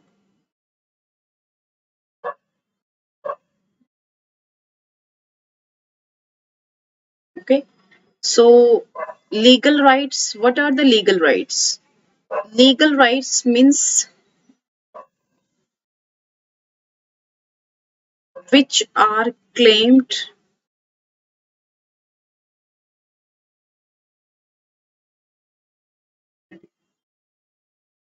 against laws enacted by state.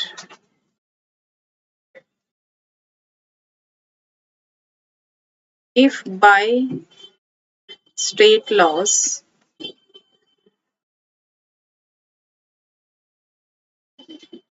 any rights is violated,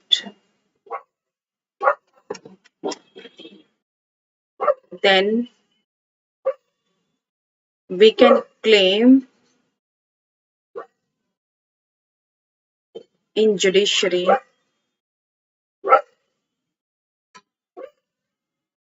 against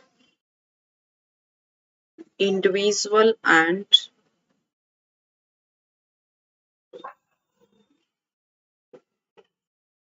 even government. Okay. For example, अभी supreme court में in the Supreme Court some UPSC aspirants filed a case in order to get an extra attempt in the next coming 2021 attempt due to corona crisis. This right is legal right and this is claimed by citizens in the courts against government, right? Now, what is historical theory of rights?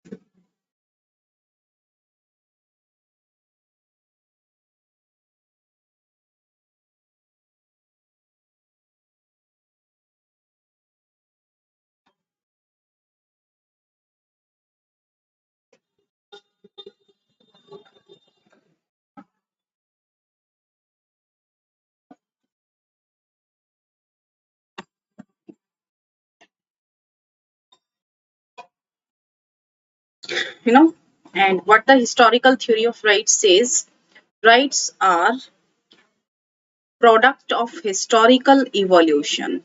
This was the basic and central point from historical theory of rights. And the exponents of the historical theory of rights were Edmund Burke and Habermas. And they say that rights are not created by the state but are the products of the historical evolution.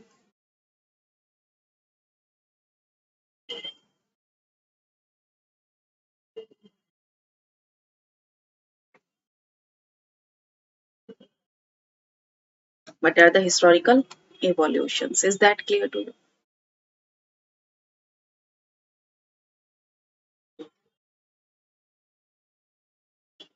While in the modern state, rights are recognized and upheld by law, in ancient times, rights were based on customs and cultures, rituals.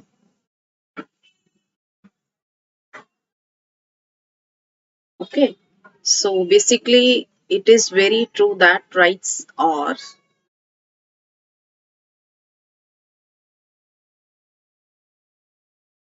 product of historical events. If we can say that rights are derived from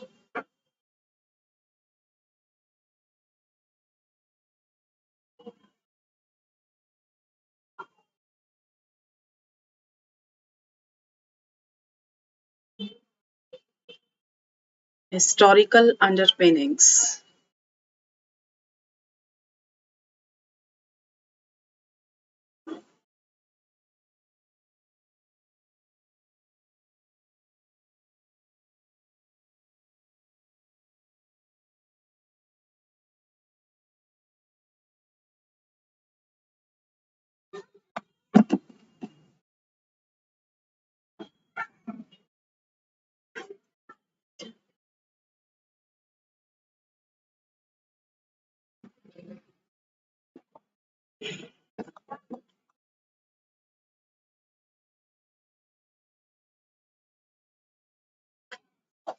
all rights are not product of history.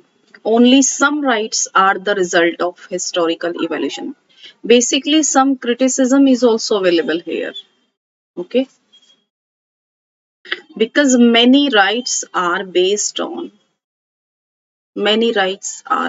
on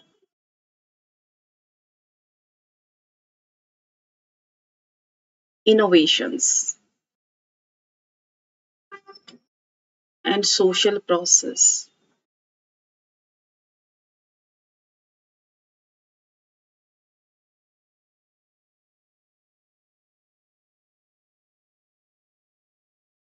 social movements.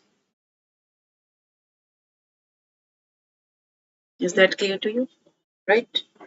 And certain rights are created by the laws of the state and they do not have the history as source of their origin. And in this way, the state has got rid of inequality in the Indian caste system and the which was the product of history and introduced equality through a written constitution and laws. Is that clear to you? Right? I think this is more than sufficient for to. Okay.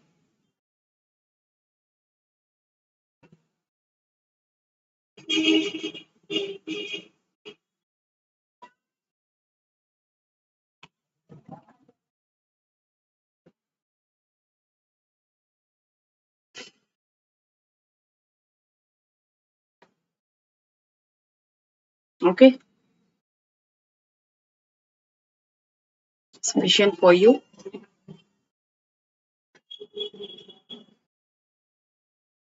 So if you are really serious aspirants,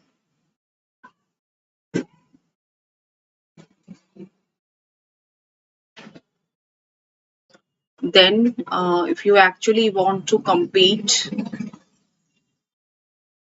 then take subscription on Unacademy.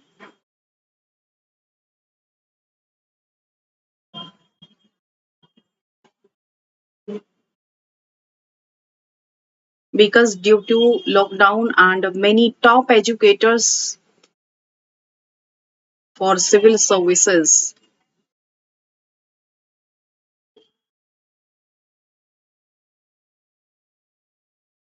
are here to guide you.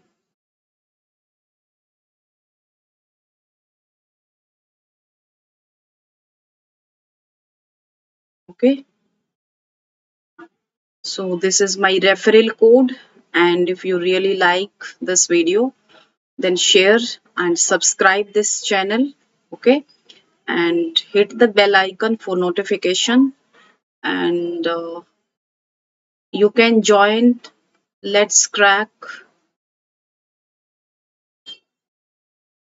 UPSC CSE Telegram channel and my Telegram channel Unacademy hyphen Kiran IS educator. You can search me through Kiran ma'am also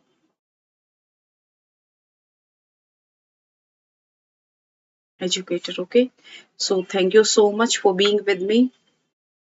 Take care. Thank you.